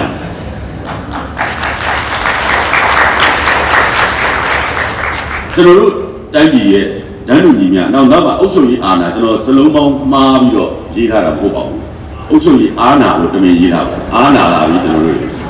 တကယ်နှမျိုးပါတစ်မျိုးကအာဏာတာတစ်မျိုးပဲနောက်တစ်မျိုးကအာဏာလိုက်တာပေါ့တော်နာနေပါပြီကျွန်တော်တို့အားလုံးကနောက်တစ်ခုကရွေးကောက်ပွဲကိုတပိတ်မောက်ခွင့်ဒါတော့ရှိလားမရှိလားမသိဘူးနောက်တစ်ခါကျွန်တော်စမ်းကြည့်ပါမယ်ပါခြင်းကျွန်တော်နဲ့အတူတူဝိုက်ပါလို့ရပါတယ်ကျွန်တော်မမျှဘူးချိန်တော့ကျွန်တော်တို့တပိတ်မောက်ခွင့်ရှိရမှာဒါသူတို့ထုတ်ပြန်လာတယ်ဒီဘက်ကလူမှုရေးခွင့်ရေးတော့ကျွန်တော်မပြောတော့ပါဘူးအားလုံးနားလည်ပါတယ်ဒီကိစ္စကစာတင်ကြားခွင့်ရှိတယ်စေကုသခွင့်ရှိတယ်ဟုတ်တယ်ဟုတ်လားမဟုတ်လားကျွန်တော်မသိဘူးစာတင်ကြားခွင့်ရှိမရှိကျွန်တော်ခုနကပြောသူကျွန်တော်တကယ်ချင်းမောင်မောင်ဝမ်းကတော့စာတင်ပြီလို့တိုက်ပြည်တွေကနေထုတ်မှာအဲလူလက်စာတင်ကြားခွင့်ရှိမရှိစေကုသခွင့်ကတော့ရှိပါလိမ့်မယ်ထင်တယ်သို့တော့စေးယုံမှာစေးမရှိတာတော့ဒီထဲမှာပါဘူးပေါ့ဗျာဒါကျွန်တော်တို့နဲ့ဆိုင်တော့ပေါ့တန်းတူညီမျှစီးပွားရှာခွင့်ဆိုတော့တော်တော်ရည်စရာကောင်းပါတယ်အဲ့ဒါကဘာအကောင်းဆုံးပြည့်လုံးပဲကျွန်တော်တို့အဲ့လောက်ရည်စရာပြည့်အောင်မပြတ်တတ်ဘူးတန်းတူညီမျှစီးပွားရှာခွင့်ဆိုတော့ကျွန်တော်တို့မြို့လေကောင်မှာရန်ကုန်မြို့အားလုံးသိပါတယ်ကျွန်တော်တို့တရိတ်ဆန်ယုံကြီးရဲ့ဘေးနားမှာမော်တော်ယာဉ်တားလို့အရင်ကခေါ်တဲ့စစ်တပ်နယ်မြေကြီးရှိပါတယ်ဧကအစိတ်20နဲ့အစိတ်ကြားလောက်ကျယ်ပါတယ်အဲ့ဒါကို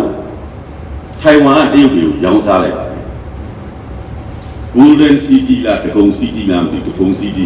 ဒဂုံ City ဆိုပြီးအခုအကြီးအကျယ်ရောင်းနေပါတယ်ရွှေဒဂုံဘုရားဆိုခြေချင်းသွားနိုင်တော့မြို့တော်ဟိုမှာအဲ့လိုတော့ပြင်ညာတာကျွန်တော်တို့တိုင်းသူပြည်သားတွေသိတော့မသိလဲဘယ်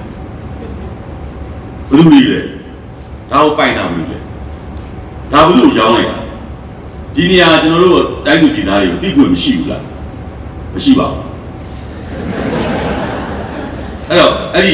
စီးပွားရေးမှာခုနတခုရေးထားပါတယ်ဓာတ်တူကြီးများစီးပွားရှာခွင့်နဲ့စီးပွားရေးကိုလောကကြီးအုပ်တာကိုစန့်ကျင်ခွင့်စန့်ကျင်မှာဥပမာ18ကအစင်းလေးစောင့်နေပါတယ်ကျွန်တော်တို့လေတွေကိုလာသိမ်းပါတယ်လေလောကကြီးအုပ်မယ်စီးပွားရေးဆိုဟေးဆိုဟုတ်ကဲ့မကျေနပ်ဘူးစန့်ကျင်တယ်သွားပါ2လအနည်းဆုံး2လ6လအထိကျွန်တော်တို့မှာအခွင့်အရေးရနေပါတယ်ဒါကိုကျွန်တော်တို့ပြတယ်နိုင်ငံသားတွေမှာကြီးပဲကျွန်တော်တို့ပြောလို့ဆိုစာအုပ်ထဲမှာအဲ့လိုပြောတာဟုတ်အဲ့တော့ဖွဲ့စည်းချုပ်ကိုခြေခံဥပဒေထဲမှာဥပမာ349ထဲမှာအဲ့ဒါပါပါတယ်နိုင်ငံသားများဒီအောက်ပါလုပ်ငန်းများကိုလွတ်ဆောင်အောင်မှာတူညီတဲ့အခွင့်အလမ်းရရမယ်ပြည်သူဝန်ထမ်းတာဝန်ထမ်းဆောင်မှုဒါတော့လုပ်ချင်သွားလျှောက်ကြပါလို့ကျွန်တော်တို့သိနောက်အလုပ်လုပ်ခဲ့မှုဘာရအောင်ပြောမှမသိဘယ်အလုပ်မှမသိအလုပ်ပဲပြောတယ်ပုံွယ်ရောင်းွယ်ပေါက်ကားမှုဘာအောင်ပုံွယ်မပေးလားအရက်လားအခုဆိုကျွန်တော်တို့အုံးရီတော်မှာမူးရစေပါတယ်ပါတော့ကျွန်တော်အုံးရီမတော့ရတော့နောက်စီးပွားရေးလုပ်ငန်းလုပ်ကိုင်မှုနဲ့စီးပွားရေးလုပ်ငန်းဆိုအကုန်မဲ့ဘယ်ဟာအောင်ပြောမှလည်းမသိအတတ်ပညာနဲ့အတတ်မျိုးဝါညာမှုဝိဇ္ဇာသိပ္ပံနည်းပညာများရှာဖွေပေါ်ထုတ်မှုအဲ့ဒါကျွန်တော်နားမလဲတော့အဲ့တော့ဒီဟာတော့အားလုံးစဉ်းစားလို့ရပါတယ်ဒီဖွဲ့စည်းချုပ်အခြေခံဥပဒေထဲမှာကျွန်တော်တို့နိုင်ငံသားတွေလုပ်လို့ရတဲ့အခွင့်အလမ်းတာဝန်ကဘာတွေလဲလို့သူတို့ဒီလိုပေါ်ပြတာကျွန်တော်တို့တာဝန်ကြတော့ဟုတ်တယ်လို့ပြောတယ်နိုင်ငံတော်၏တစ္ဆာကိုစောင့်သိယူပေးရမယ်ကျွန်တော်တို့ကြောက်နေတာဒီကိစ္စကဒေါ်မမာအေးနဲ့ကျွန်တော်အမေရိကန်နိုင်ငံမှာတွေ့တဲ့အချိန်ဒေါ်မမာအေးကမျက်ရည်ကျရှာငါဗမာပြည်သိချစ်တာပဲဗမာတချင်းကိုသိချစ်တာဗမာတန်စီတေးတချင်းကိုစကူချင်လိုက်တာဒါပေမဲ့ဗမာအစိုးရကငါ့ကိုဗမာပြည်ပြန်လာခွင့်မပေးလိုက်တဲ့မလွဲတာမျိုးအမေရိကန်နိုင်ငံမှာလူလုတ်လိုက်ရအမေရိကန်အစိုးရရှင်မှာစာရွက်ကြီးကိုင်ကြီးကြမ်းကျင်တော့အမေရိကန်နိုင်ငံတော်၏တစ္ဆာကိုစောင့်သိယူသေးပါမည်လို့ရွတ်လိုက်အမျက်ကြတယ်ဒါကျွန်တော်လည်းမျက်ကြတယ်မလွဲတာလို့ဆိုဒီနိုင်ငံတော်ကိုကျွန်တော်တို့ရောက်ပြီဆိုရင်တော့ကျွန်တော်လည်းအမေရိကန်နိုင်ငံရောက်ရင်အမေရိကန်နိုင်ငံရဲ့တစ္ဆာကိုစောင့်သိယူသေးတယ်လို့လုပ်အောင်ကိုယ်နိုင်ငံမှာကိုယ်လက်မခံဘူးအဲ့တော့ကျွန်တော်တို့နိုင်ငံတော်ကကျွန်တော်တို့တစ္ဆာကိုစောင့်သိယူသေးမယ်လို့ကျွန်တော်တို့ချိန်လိုက်ကြမ်းချိန်လိုက်ကျွန်တော်တို့အဲ့လိုစောင့်သိယူသေးရတဲ့တာဝန်ကိုတရားကြောင့်ကျွန်တော်တို့ဘာခွင့်ရကြကျွန်တော်တို့ဘာအာမခံချက်တွေပြီးမှာဒီချက်ကအရေးကြီးပါတရားဥပဒေကိုလေးစားလိုက်နိုင်တယ်ဟုတ်ပြီကျွန်တော်တို့လိုက်နိုင်တယ်တရားဥပဒေကိုကျွန်တော်တို့ကလေးစားတယ်လိုက်နိုင်တယ်အဲ့ဒီတရားဥပဒေကိုကြိုက်တွေ့ကျင့်သုံးနေတဲ့တရားသူကြီးတွေနဲ့ရဲတွေအောင်လိုက်နိုင်တယ်လေးစားတယ်ကျွန်တော်တို့သိရှင်ကျွန်တော်ဘယ်နည်းနဲ့သိရတာဝန်ကြအခွန်ငွေကိုပေးဆောင်ရပြီးပါမယ်ကျွန်တော်တို့မဝင်ငွေကုန်ပေးရမယ်အမြတ်ကုန်ပေးရမယ်ကျွန်တော်တို့ထားပါတော့ဒီမှာရှိတဲ့အမျိုးသမီးတွေအမျိုးသားတွေဒီစကားပြောရတာကျွန်တော်သိတော့မကောင်းဘူးအရက်တောက်တယ်ဆိုပါတော့အရက်ပလေးနိုင်မှာကျွန်တော်တို့အခွန်ပေးရမယ်အခုကျွန်တော်တို့နိုင်ငံသားတွေကအရက်ပလေးနိုင်ရက်ပလေးတစ်လုံးဝယ်တိုင်းအရက်နဲ့ပတ်သက်တဲ့အခွန်ဘလောက်ကျွန်တော်ထင်တယ်ဘီယာရောဝီစကီရောထင်တယ်နော်တဲ့မနေ့ကနေကျွန်တော်ဒီမနေ့ကနေလေးမြန်ခွင့်မှာ Grand Rye Whisky အထူးပလင်းနှလုံးထွက်တာတွေ့တယ်အဲ့ဒီအခွန်တွေတောက်တယ်နေရလို့အဲ့တော့ကျွန်တော်တို့အခွန်တိုင်းပြည်မှာကျွန်တော်တို့သုံးဆောင်နေတဲ့ပစ္စည်းတွေကိုကျွန်တော်တို့အခွန်ပေးနေပြီမဲ့အခွန်မပေးပဲရှောင်နေတဲ့ဘယ်သူဘယ်နှယောက်ရှိလဲဆိုတာအားလုံးသိတိုင်းပြည်ရဲ့စီးပွားရေးလုပ်ငန်းကြီးတွေကိုအကြီးအကျယ်လုပ်ပြီးတော့ဒေါ်လာကိုဘီလီယံနဲ့ချီပြီးချမ်းသာနေတဲ့လူတွေမှာအခွန်ရှောင်နေတဲ့လူစည်ရင်22ယောက်ရှိအဲ့ဒါကိုဘာလို့မကောက်တလုံးတော့အမေရိကန်ဆန်ရှင်လစ်ဆိုပြီးပြောလိုက်တာဥအောင်တောင်းသူဘယ်မှာအခွန်ဆောင်တာပိုင်ဆိုင်မှုက65ဘီလီယံဘယ်မှာဆောင်တာကျွန်တော်သိချင်တာ65ဘီလီယံနေတဲ့ပတ်စံကိုဘယ်ရရတဲ့ပတ်စံကျွန်တော်ထင်ပါတယ်တောင်းတာမှာတစ်ရက်ဆိုင်လို့65ဘီလီယံမရဘူးတစ်ရက်ကလည်းဆိုင်လို့မရဘူးဆိုတော့ကျွန်တော်တိုင်းပြည်မှာတော်တော်ဒီလိုအခွန်အတုပ်ကိစ္စနောက်ပိုင်းမှာအများကျိုးကိုတည်ဖို့ကိုစန္ဒရှိရမည်ဆိုတာကျွန်တော်တော်တော်စဉ်းစားရတယ်တကူကျော်သူအများကျိုးတည်ဖို့လာပဲနိုင်ရေးကိုညီမှုတယ်စိတ်ကိုမချမ်းသာအောင်နေတိုင်းနှောက်ရက်တာလေဟိုဘာလို့လုပ်ပြန်ပြီးဒီအလုပ်လုပ်ဒီအများကျိုးကိုကျွန်တော်တို့တည်ဖို့ခြင်းချင်းနဲ့မတည်ဘူးရအားကြောင့်ဒီတိုင်းမိမိရဲ့မဲတရားကိုတန်ဖိုးထားတာဒါကြတော့လုပ်တာကျွန်တော်တို့ကတန်ဖိုးထားပါတယ်ကျွန်တော်တို့မဲနဲ့ဥသိမ်းစိန်မဲနဲ့အတူပဲဖြစ်တယ်ကျွန်တော်တို့မဲနဲ့ဥရွှေမန်းမဲနဲ့အတူပဲဖြစ်ရဒေါ်ဆန်းစုကြည်ရဲ့မဲနဲ့အတူပဲဖြစ်ရမဲတိုင်းကတန်ဖိုးချင်းတူမှာကျွန်တော်တို့လူချင်းတဲ့လူကိုကျွန်တော်တို့ ရွေးလို့ရနောက်ဆုံးတစ်ခုကတော့အစိုးရဝန်ထမ်းများနဲ့လက်တွဲပြီးတရားဥပဒေစိုးမိုးရေးအတွက်အလုပ်လုပ်ရမယ်ကျွန်တော်တို့လဲထွက်တာကျွန်တော်ဘယ်သူနဲ့လက်တွဲရမလဲသူတို့ကပဲမျက်စိမမြင်လို့လားတရားဥပဒေစိုးမိုးရေးအတွက်ကျွန်တော်တို့ကအလုပ်လုပ်ရမှာလားကျွန်တော်တို့ကဥပဒေကိုယုံကြည်တယ်ကျွန်တော်တို့ကိုယုံကြည်အောင်လုပ်ပြဖို့လိုပါလိမ့်မယ်ဒီတော့ကြောင့်ကျွန်တော်တို့နိုင်ငံသားရဲ့တာဝန်မှာကျွန်တော်ဒီအချက်လက်တွေကိုကျွန်တော်တို့ထုတ်လိုက်ရင်ဒီတာဝန်တွေကျွန်တော်တို့ကကြေပြမှာပြီတဲ့ကျွန်တော်တို့ရမယ်ခုနအခွင့်အရေးတွေရမှာအလုပ်လုပ်နိုင်လို့လည်းအလုပ်လုပ်ရပြီလို့မတူပွဲပြမှုစိတ်ရှည်တဲကြီးခံရမည်မတရားမှုနိုင်ကျင့်မှုမှန်သမျှကိုစန့်ကျင်ရမည်အဲ့ဒါလားဆိုရင်နောက်ဆုံးပိုက်တစ်ပိုက်ထဲနဲ့ကိုတိုင်းပြည်ကလုံလောက်နေပြီအဲ့နောက်ဆုံးတစ်ချောင်းနဲ့မှာကျွန်တော်တို့ကမတရားမှုနိုင်ကျင့်မှုမှန်သမျှစန့်ကျင်နေရတယ်ကျွန်တော်တို့လုံလောက်ဖို့ပေါ့အဲ့ဒီကြတော့ကျွန်တော်တို့အဲ့ဒီစစ်တမ်းတစ်ခုဒီပုံမှာပေါ်လာတယ်ဗျအဲ့ဒီစစ်တမ်းကတော့စိတ်ဝင်စားစရာကောင်းပါအဲ့ဒီအပေါ်မှာကျွန်တော်တို့အလုပ်လုပ်နေကြတာဝန်ထမ်းတွေအားလုံးလုပ်ထားတဲ့စစ်တမ်းမှာကိုယ့်အလုပ်ကိုတကယ်လုပ်နေတာကောင်းကောင်းမွန်မွန်မှန်ကန်တယ်လို့ယုံကြည်တဲ့လူက600ရာခိုင်နှုန်းပဲရှိတယ်သူတို့လုပ်နေတဲ့အလုပ်တွေကနည်းနည်းတော့လွဲနေပြီလို့ခံယူနေတဲ့လူက14ရာခိုင်နှုန်းရှိတယ်မလွဲတာလုံးအောက်ပြီးတော့လုပ်နေရတဲ့လူက80ရာခိုင်နှုန်းကြီးများရှိတယ်။အဲဒါကျွန်တော်တိုင်းပြည်မှာရှိတဲ့ခုနပြောတဲ့တရားဥပဒေစိုးမိုးရေးတွေကိုကျွန်တော်တို့ကဝန်ထမ်းတွေနဲ့လက်တွဲပြီးလုပ်ရမယ်ဆိုဒီ80ရာခိုင်နှုန်းအောက်ပြီးနေတဲ့လူတွေနဲ့လက်တွဲရမှာ။နည်းနည်းလွဲနေတဲ့14ရာခိုင်နှုန်းနဲ့တွဲရမှာ။အပေါ်ကကိုယ့်လုပ်ကိုမှန်တယ်ဆိုတဲ့6ရာခိုင်နှုန်းဘယ်နှသွားရှာ။ဒါကျွန်တော်တို့အခွင့်အရေးနဲ့တာဝန်ဒါဒီမှာဒီအခွင့်အရေးတွေဒါတွေရှိတယ်ဆိုတာတာဝန်တွေရှိတယ်ဆိုတာကျွန်တော်ထပ်ခါတလေလေပြောအောင်ပါဆိုတဲ့ကျွန်တော်ဒါကြီးကိုကြော်မလဲရတယ်ဒီအခွင့်အရေးတွေဒီတာဝန်တွေဒါတွေပဲကျွန်တော်လားအဲ့တော့ကျွန်တော်ပြောချင်တာကျွန်တော်တို့မှာဒီအခွင့်အရေးတွေအဲ့ဒီတာဝန်တွေရှိတယ်ဆိုတာစာရုပ်စာတမ်းတွေအခုဖွဲ့စည်းချုပ်ကိုအခြေခံဥပဒေတွေဒီထဲတွေမှာအကုန်လုံးပါနေကျွန်တော်ပြောချင်တာတော့ကျွန်တော်တို့ရဲ့မိတ်ဆွေတွေနဲ့အခုတခုလိုတွေ့တဲ့အချိန်မှာကျွန်တော်တို့တွေ့ချင်လဲရန်ကုန်မှာလဲတွေ့ချင်လဲတွေ့နိုင်ပါမတွေ့ချင်လဲမတွေ့နိုင်ပါဘူးဒါပေမဲ့ကျွန်တော်တို့အားလုံးဖြစ်စေခြင်းနဲ့ကျွန်တော်အပါအဝင်ကျွန်တော်တို့အားလုံးဖြစ်စေခြင်းနဲ့နိုင်ငံသားဆိုတာကျွန်တော်ဒီအဓိပ္ပာယ်ဒီတာဝန်တွေဒီအခွင့်အရေးတွေကျွန်တော်မပြောချင်ဘူးကျွန်တော်တို့ဖြစ်စေခြင်းနဲ့နိုင်ငံသားဆိုတာနံပါတ်1အင်္ဂလိပ်လိုမပြောအောင်ကျွန်တော်ကြိုးစားပါဒါမလွဲတာလို့ကျွန်တော်အင်္ဂလိပ်လိုပြောပြစီအဲ့ဒါဘာလဲလို့ဆိုတော့ passion ပေါ့တကယ်ကိုတိုင်းပြည်အတွက်ကိုတကယ်အလုပ်လုပ်နေတကယ်ချစ်ပြီးတော့ကိုလုပ်နေတဲ့အလုပ်ကိုတကယ်မျက်နှိုးပြီးလုပ်နေတဲ့လူဘယ်နှယောက်ရှိယုံယုံကြည်ကြည်နဲ့ငါဒီအလုပ်ကိုချစ်တယ်ငါလုပ်နေတဲ့အလုပ်ကတကယ်အကျိုးရှိတယ်ငါလုပ်နေတဲ့အလုပ်ကဘယ်လောက်ထိတာဝန်ကြီးတယ်ငါလုပ်နေတဲ့အလုပ်ကတိုင်းပြည်အတွက်ဘယ်အတိုင်းအတာထိရောက်မှုတက်ရောက်မှုရှိနိုင်တယ်လို့ဆိုတဲ့ချစ်မှုနဲ့လုပ်တဲ့အလုပ်ပဲဖြစ်စေချင်ကိုယ့်လုပ်ကိုမျက်နှိုးမှုနဲ့လွတ်တော်ကိုယ်စားလှယ်တယောက်ပဲဖြစ်ပြီစေငါလွတ်တော်ကိုယ်စားလှယ်ပဲဒါပေမဲ့ငါလုပ်နေတဲ့အလုပ်ကတိုင်းပြည်ကိုဘယ်လောက်ထိအကျိုးရှိတယ်ဆိုတာကိုချစ်စေချင်အဲ့ဒါနဲ့ပတ်သက်လို့ပြောတဲ့စကားတစ်ခုရှိပါတယ်ရန်ကုန်မန္တလေးအဝေးပြေးလမ်းတော့ဒီဘက်ကဒီကလူသွားဖို့ပါတယ်အဝေးပြေးလမ်းမှာမော်တော်ကားတွေကသွားတယ်အခုနောက်ပိုင်းမိန်းကလေးတွေဘာခေါ်လဲရေနောက်လိုက်ပေါ့နော်စပယ်ယာပေါ့ခန့်တယ်မျိုးသမီးဝန်ထမ်းတွေခန့်တော့မျိုးသမီးဝန်ထမ်းတွေကအဲ့ဒီလမ်းမှာသူကညကြတော့ရှေ့လျှောက်လိုက်နောက်လျှောက်လိုက်ခရီးတွေနားမှာလိုရင်ကော်ဖီမျက်နှာတုပ်ပွားလိုရင်မျက်နှာတုပ်ပွားဘာခေါ်လဲချူချင်းလုံးလိုရင်တရားလုံးလိုရင်တရားလုံးအဲ့လိုလေးတွေပေးဖို့လည်းသွားတော့အသွားလိုက်ဒီအစုံဆုံးမှာထိုင်နေတဲ့လူကြီးရဲ့ခြေထောက်ကိုတက်နင်းမိဒုံးဆိုနင်းမိတယ်ကွာဘတ်ဆိုထားပြီးတော့ပြန်အိပ်တော့ဟုတ်ပြီလားကိုဘက်ကပြန်လာတော့နောက်တစ်ခါတိုက်ပြီး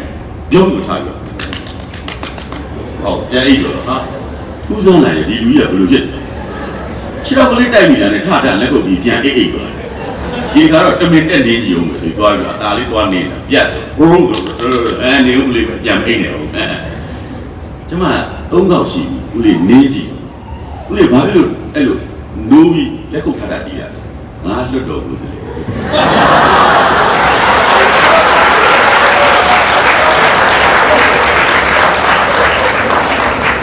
လွတ်တော်ထဲမှာအိတ်တွေဘေးကနေမရလက်ခုပ်ကြည့်လို့ရအဲ့ဒီအကျင့်ညာဆွဲနေတော့ဘယ်ကောင်းမလဲတော်သေးချင်းမိုင်ပါလားပြောအေးခင်းအဲ့တော့ကျွန်တော်ပြောချင်တာအဲ့တော့တကယ်ချစ်ပြီးဒီအလုပ်ကိုတကယ်လုပ်ချင်လို့တကယ်လုပ်တဲ့အလုပ်ကိုဖြစ်စေချင်ပါတကယ်လုပ်တာမဟုတ်ဘဲနဲ့ကိုဘာကြောင့်လဲ ကျွန်တော်တို့ဒီဟာပေါ်မှာမျက်နှိုးလို့အဲ့တော့ကျွန်တော်တို့လုပ်နေရတဲ့လုပ်နေမှာကျွန်တော်ဒီအချက်၃ချက်ကအရေးကြီးပါတယ်လို့ကျွန်တော်ထင်လို့ပြောတာပါဟိုဂျပန်ကရုပ်ရှင်ကားကကျွန်တော်မိတ်ဆွေများလည်းကြည့်မှုပဲထင်ပါတယ် Heart of Burma ဆိုတာဗမာဆောင်းပေါ့ကျွန်တော်စိတ်မကောင်းရုပ်ရှင်ကြည့်တော့ကြာပါပြီဒီစကားဒုတိယကမ္ဘာစစ်ကိုအခြေခံထားတဲ့ကဂျပန်ကထုတ်တဲ့ကအဲ့မှာဂျပန်စစ်သားလေးတွေကတင်မော်ကြီးတစ်စီးထဲမှာငုတ်တုတ်လေးထိုင်ပြီးတော့တယောက်နဲ့တယောက်မျက်နှာချင်းဆိုင်ကြည့်နေပြောတယ်ငါတို့တဲ့ဒီဗမာတိုင်းပြည်ကိုတွားနေတာငါတို့နဲ့လည်းဆွေမျိုးမတော်ဘူးငါတို့နိုင်ငံနဲ့လည်းအဝေးကြီးပဲအဲ့ဒီလိုနိုင်ငံမျိုးကိုဘာကိစ္စနဲ့ငါတို့ကစစ်တိုက်ကိုတွားနေကြတာဂျပန်စစ်သားလေးတယောက်တယောက်ကြည့်ပြီးမေးတယ်အဲ့ချိန်မှာနောက်တစ်ယောက်ကပြောတယ်ဘယ်ဟုတ်ပါမလဲကွာကိုစီးရမယ်ယထာကိုကိုမလုတ်တတ်တဲ့ဗမာလူမျိုးကိုငါတို့ကသွားကယ်ဖို့သွားပြီဟာတို့ကြည့်ရှက်တယ်ကိုစီးရမယ်ယထာတော့ကိုမလုတ်တတ်တဲ့ဗမာလူမျိုးကိုငါတို့ကကယ်ဖို့သွားနေတာပြောတော့ပြောရတာဒီနေ့ဒီကျွန်တော်တို့မလုတ်တတ်သေးဘူးယထာကောင်းတယ်1942ခုနှစ်ကဂျပန်ကပြောခဲ့တဲ့စကားဟာအခု2014ခုနှစ်ဒီကျွန်တော်တို့ယထာကောင်းတယ်မလုတ်တတ်သေးဘူးတရုတ်ကမာပြီးခုနမြင့်ငယ်စက်ရုံမှာဖြတ်တိုက်လိုက်တရုတ်ကမာလိုက်အိန္ဒိယအဟောင်းတွေယူလိုက်တယ်ကျွန်တော်တို့လုပ်နေရဆိုတော့ကျွန်တော်တို့ဒီလုပ်တွေလုပ်နေကြတာဘာကြောင့်လုပ်နေရတကယ်လုပ်ချင်လို့တကယ်ချစ်မြတ်လို့ချစ်မဲ့မှုတစ်ခုနဲ့ကျွန်တော်တို့လုပ်တာမျိုးဖြစ်စေချင်ကျွန်တော်လူပြက်ပါဒါပေမဲ့ပြက်လုံးတော့မှမပြတ်ဘူးအဲ့ပြက်လုံးမျိုးကျွန်တော်အဲ့အစိုးရကြီးကြိုက်နေပြက်လုံးဆိုကျွန်တော်ကြောက်တယ်မပြောဘူးအဲ့ဒါမျိုးပေါ့လေဒါပေမဲ့ဒီပြက်လုံးကတော့ကျွန်တော်မပြောဘူးဗျဒါပေမဲ့အဲ့ပြက်လုံးကိုဆိုကျွန်တော်ဟိုနာကြီးနဲ့ရည်ရတယ်ပြက်လုံးအင်္ဂလိပ်နဲ့တရုတ်ရဲ့ဗမာရဲ့၃ယောက်ကြောင်းပြောတယ်ပြက်လုံးကြားရင်လည်းကြားဘူးမှာအင်္ဂလိပ်ကပြောတယ်အင်္ဂလိပ်တယောက်တည်းရှိနေမှာလို့အင်္ဂလိပ်တယောက်တည်းရှိနေအရက်တော့2ယောက်ရှိအင်္ဂလိပ်က2ယောက်ရှိပြီဆိုတာလည်းဒီတိုင်းနဲ့ကြက်တောင်ရဲ့မစိုး3ယောက်ရှိပြီဆို3ယောက်ရှိပြီဆိုတာနဲ့ဘယ်နိုင်ငံနယ်ချက်ရအောင်မလဲဆိုရှိရတာလေဒါအင်္ဂလိပ်တရုတ်ကြတော့တယောက်တည်းရှိနေပါလို့ဘေးရှိ2ယောက်ရှိကုံစုံတိုင်းစဖွင့်3ယောက်ရှိဘယ်သူငွေချီးရမလဲလို့လိုက်ရှာတာမစိုးဘူးဒါဗမာတယောက်တည်းရှိနေအေး2ယောက်ရှိနေစောက်တင်းပြော3ယောက်ရှိတော့တယောက်တည်းရဲ့လှုပ်ဆောင်ကျန်တဲ့2ယောက်ကထိုင်စားတယ်တကယ်ပြန်စဉ်းစားကြည့်အခုလိုပဲရည်စရာကြီးပြန်စဉ်းစားကြည့်ရှက်တာကျွန်တော်တို့ကလူတယောက်တည်းရဲ့လှုပ်ဆောင်ကိုလူ3ယောက်ထိုင်စားရတယ်နိုင်ဒီတာဝန်ပြောနေရောအဲ့နိုင်ငံကြီးတစ်နိုင်ငံဖြစ်သွားတယ်ကျွန်တော်တို့တိုင်းပြည်မှာမိခိုတဲ့စည်ရင်ကိုတကောင်စင်းစစ်တဲ့အချိန်မှာကျွန်တော်တို့ဝင်ပြီးတော့လုံအားပေးခဲ့မိခိုတဲ့စည်ရင်ကိုကျွန်တော်တို့တွက်လိုက်တဲ့အခါမှာမြို့ဝကျွန်းပေါ်ဒေသမှာလူတယောက်ကိုမိခိုသူ3ယောက်ရှိတယ်။မြန်မြန်မာနိုင်ငံရဲ့အလယ်ပိုင်းမှာလူတယောက်ကိုမိခိုတဲ့အင်အား3.2ရှိနေဆက်ဒေသမှာ4.4ရှိလူတယောက်တည်းလို့ဆိုတော့လူ4ယောက်လူ3ယောက်အဲ့လိုဝိုင်းစားနေရအာမနာလို့အကုန်လုံးလို့တော့ဘာဖြစ်သွားလို့ကျွန်တော်တို့စဉ်းစားကြည့်မိလားကျွန်တော်ခုနပြောသလိုအလုပ်တစ်ခုလုပ်တဲ့အခါမှာချစ်မဲ့မှုမျက်နှာမှုဘာဒီလုပ်ကိုလုပ်တယ်ခုနလွတ်တော်ကိုယ်စလို့6တဲ့နေမှာလက်ခုပ်သာကြည့်တာမျိုးကျွန်တော်မဖြစ်ချင်တော့ဒီလိုလုပ်ကြအောင်နောက်တစ်ခုဒါကျွန်တော်တို့နိုင်ငံသားခေါင်းတယောက်ဖြစ်ချင်လို့ကျွန်တော်တို့အချင်းချင်းကိုကျွန်တော်ဝေမျှကြည့်တယ်ကျွန်တော်တို့အာရုံစုစိုက်တဲ့ focus ဓာတ်ပုံဆရာတွေအများကြီးပါဒီမှာချိန်လိုက်တဲ့အခါမှာပဲဖြစ်ပြီးကင်မရာတွေကျွန်တော်ဆိုဒီမင်းညနေရစားပြီးဒီနေ့ဒီကင်မရာနဲ့အရိုက်ခံရတာကျွန်တော်ထင်တယ်ဟိုပုံမောင်း1000ကျော်လောက်ပြီးရှင်အဲ့မှာ focus ဝါလို့ဆိုပြီးပြန်ရိုက်တဲ့လူတွေရှေ့ရတာအဲ့ဘာလို့လဲဆိုတော့ဒီဝါတာတာယူကြီးဘယ်သူမှမကြည့်ချင်ဘူးဒါရှင်းတယ်ဒီတယ်လီဖုန်းမှာအဲ့တယ်လီဖုန်းထဲမှာထည့်ထားတဲ့ဟာကိုနှိပ်တော့ focus မပြတ်ဘူးဗျာအဲ့လို focus မပြတ်တော့ဝါတာလူတော့အကောပါ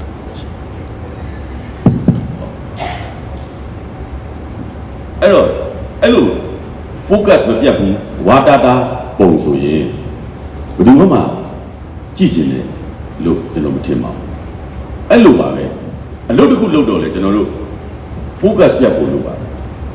ကျွန်တော်တို့အာယုံ မများဘူးလို့ပါကျွန်တော်တို့မှာအာယုံတွေတိတ်များရင်ကျွန်တော်တို့ဘယ်ဟာကိုဦးစားပေးပြီးလှုပ်ဆောင်ရမလဲဆိုတာကျွန်တော်မသိနိုင်တော့ကျွန်တော်တို့တိုင်းပြည်မှာဒါအားလုံးမြန်မာနိုင်ငံလူနိုင်ငံသားတွေမှာတချို့လည်းအားလုံးကျွန်တော်တို့တိုင်းရင်းသားတွေကြီးပဲလို့ကျွန်တော်တို့ခံယူပါတယ်ကျွန်တော်တို့မျက်ခြေမပြတ်ကြစေချင်ပါဘူးကျွန်တော်တို့တိုင်းပြည်မှာခုနအာယုံဝေဝါးစရာကိစ္စတွေခဏခဏဖြစ်တလထဲမှာဖြစ်တဲ့အဖြစ်ပြက်ကိုပဲကျွန်တော်ပြောပြရသေးတယ်ပထမဦးဆုံးတလထဲမှာစဖြစ်တာဓမ္မစီဒီခေါင်းလောင်းပါပဲတော့အာယုံနောက်ပါအဲ့ငကားနဲ့ဥစ္စာလေးမှာနော်အဲ့ဒီခေါင်းလောင်းရှိမရှိတော့ကျွန်တော်တို့မလုပ်အောင်ဘာမှလည်းလုပ်လို့မရတာဘူးအဲ့ဒါကိုရေးကြီးခွန်ကျင်လုပ်ပြီးတော့အာယုံကများအောင်တအားများပါပြီးတော့သူကျွန်တော်တို့နဲ့လည်းမဆိုင်ဘူးသူ့ဘာနဲ့သူရေခဲတောင်တက်တဲ့လူနှစ်ယောက်ပျောက်တာကိုလည်းရုပ်ဖြစ်ပုံဘူးတက်ခိုင်းလို့လေကျွန်တော်တို့ကတော့တိုင်းပြည်ကုံဆောင်ပါလို့ဆိုပြီးရေခဲတောင်တက်ခိုင်းနေတယ်မှာကျွန်တော်မပါတာမှန်ပဲအဲ့ဒီရေခဲတောင်တက်တဲ့ကိစ္စလည်းကျွန်တော်တို့အာယုံကအဲ့မှာသွားနောက်အဲ့ဒီရေခဲတောင်တက်လို့မှမစုံနေဘူးဟောကိုပါကြီးကဖြစ်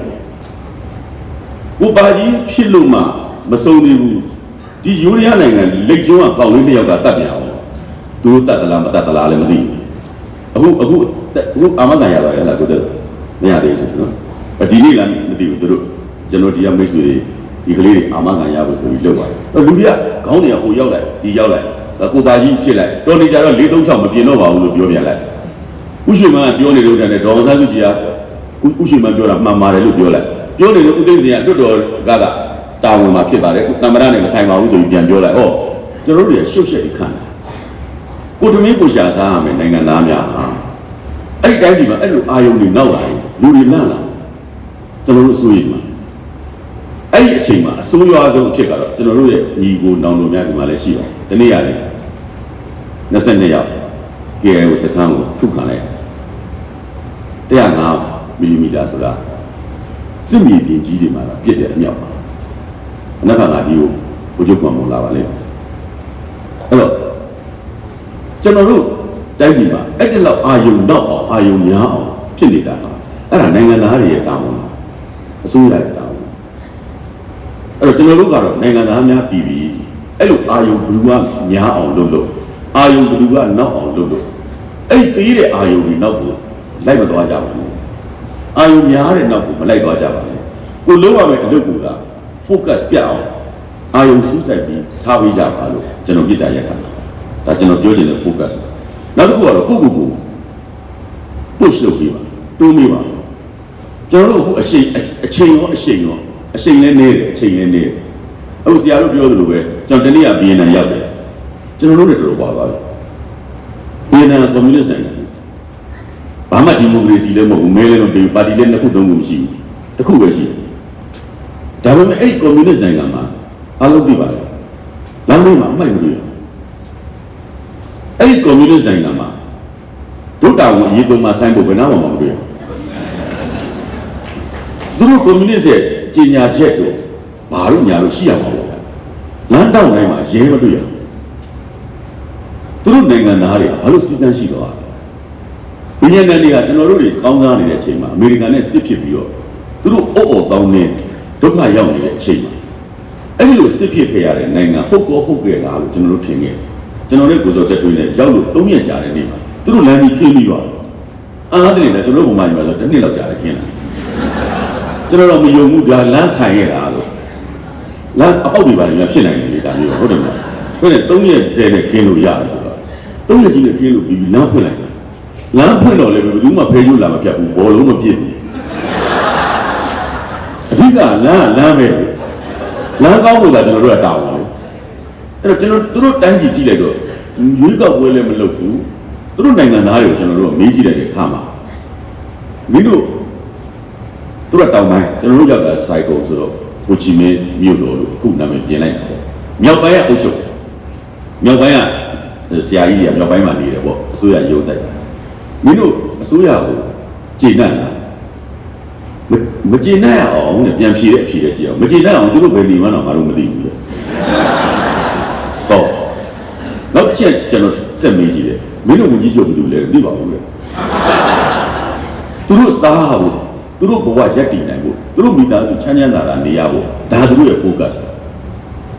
ဘာကြောင့်သူတို့ကအစိုးရကိုကျွန်တော်အဲ့မှာကျွန်တော်ဒါသတင်းသွားရတယ်ဆိုကျွန်တော်နဲ့ကိုစောသက်သွေးနဲ့တိုင်ပင်ကြည့်လိုက်တာအစိုးရဆိုတာရှိနေမှမသိမှအစိုးရလို့ခေါ်တာ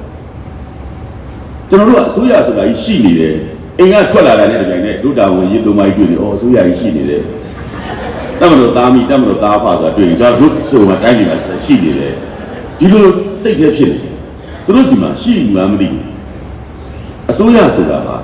ရှိနေမှမသိအောင်ရှိမှအဲ့ဒါတကယ်အစိုးရကျွန်တော်သိဘူးလေသူတို့နိုင်ငံတွေရဲ့လေ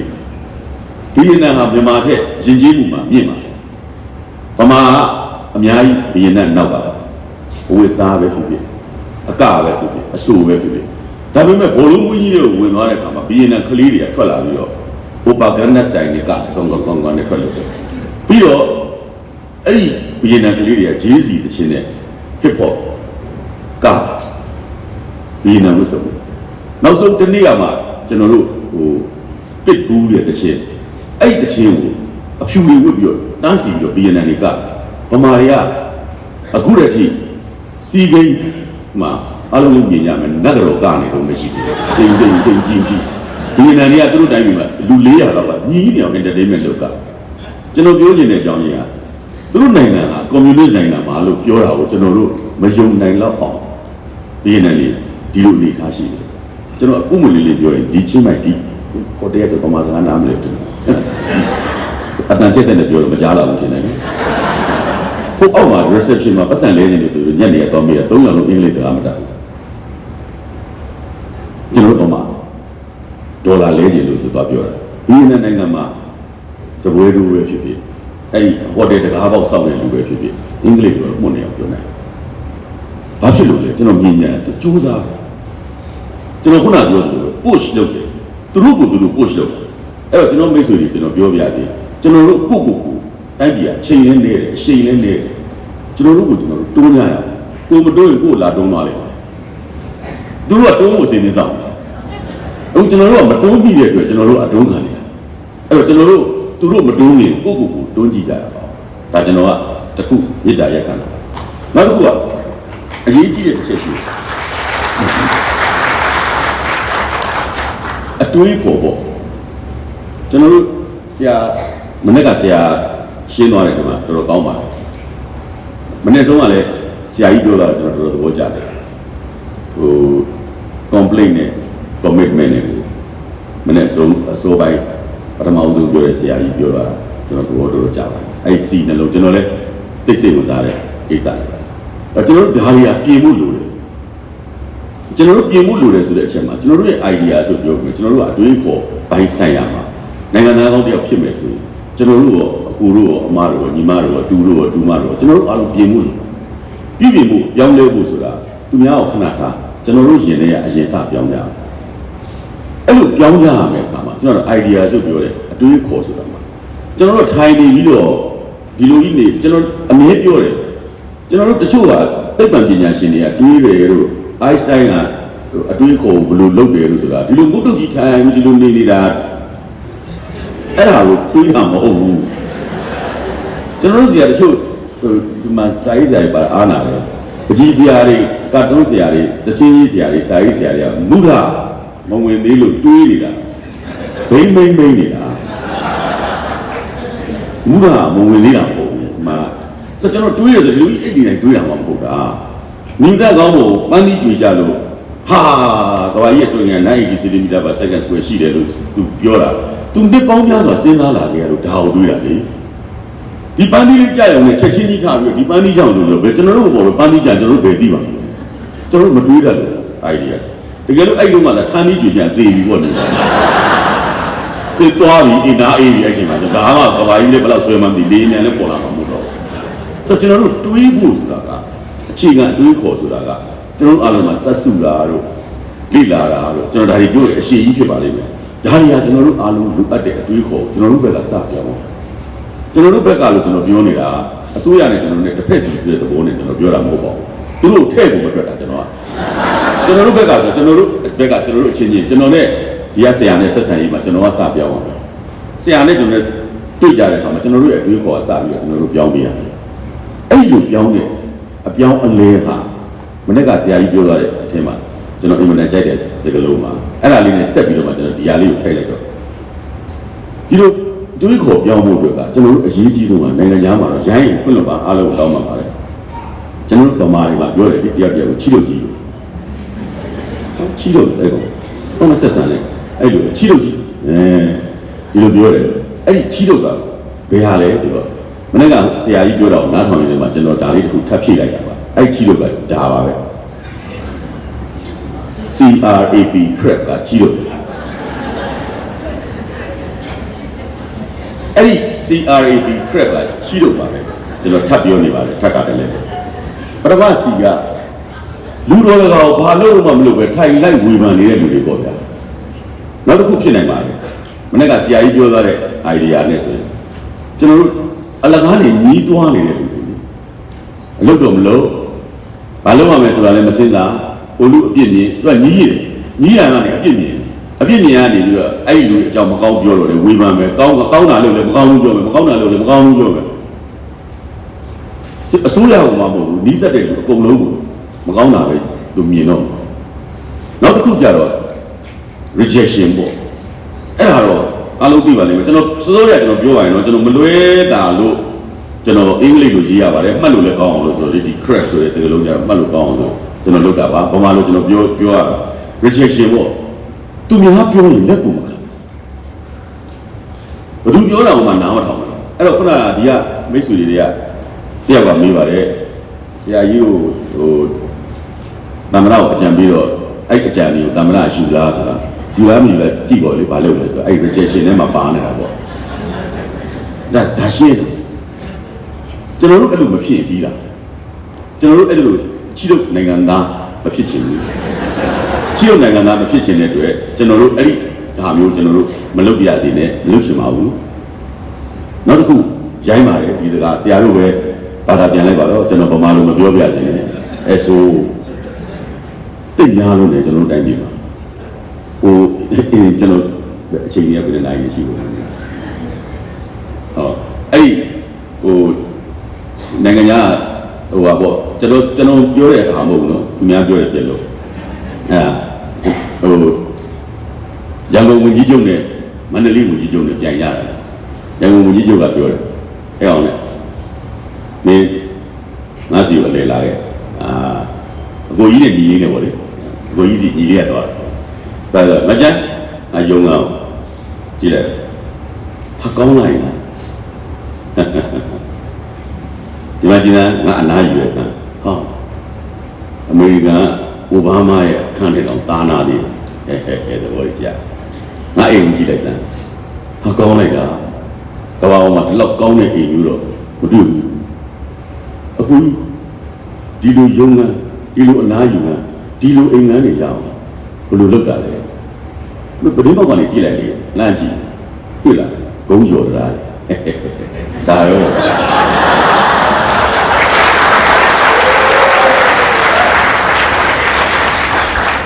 ကျွန်တော်အတိတ်ပဲဖွင့်ရမှာအားနာလို့အဲ့လိုပြောလိုက်တယ်အဲ့ဒါ SO ပဲအဲ့လိုလည်းဖြစ်တယ်ဖြစ်ပေါ်အားကြမခံအလုပ်တော့ကောင်းအောင်လုပ်မယ်မစင်သားဘူးမန္တလေးကိုကြီးချုပ်ပြန်သွားအေးစေးကတော့တွတ်တယ်ဘာကြောင့်လဲအချင်းမိုင်မှာမန္တလေးကိုကြီးချုပ်လည်းမရှိဘူးနော်မန္တလေးကိုကြီးချုပ်ပြန်သွားသူ့စီလည်းရောက်ပြီးတော့အခုကြီးရန်ကုန်ကြီးချုပ်ကိုလှမ်းပိတ်တယ်ကျွန်တော်စီခဏလာလဲပါဦးဟိုကသွားလေဒီလည်းရောက်တော့ကျွန်တော်ယုံမှန်ကိုကြည့်ကြည့်ရစမ်းပါကြည့်လိုက်ဟာကောင်းလိုက်လားငါအခန်းထဲငါးစားတာဟိုကကြည့်လိုက်ဟိုခန်းကြည့်ကျွန်တော်အနားယူတယ်ဟာလေးစားညီလေးကိုကြီးခန်းထဲကိုစေစားတာကျွန်တော်အိမ်ဝင်ကြည့်လိုက်စမ်းပါဦးကိုကြီးဟာလက်ကောချီရောလမ်းတယ်ကွာငါအိမ်ထဲကိုအစ90ပါဒါပဲပေါ့ကိုကြီးမဟုတ်ဒါပဲမလုပ်နဲ့ဒါတွေဖြစ်သွားအောင်မင်းဘယ်လိုလုပ်လိုက်တာဘယ်လိုပေါက်ကနေကြည့်လိုက်ဘာမှမတွေ့ပါဘူးဂုံးကျော်သားတွေမင်းကွာကတိကတဂုံးကျော်သားတစ်ခုမှမတွေ့အဲ့မတွေ့တာတွေကဖြစ်ကုန်တာပဲအဲ့ဒါ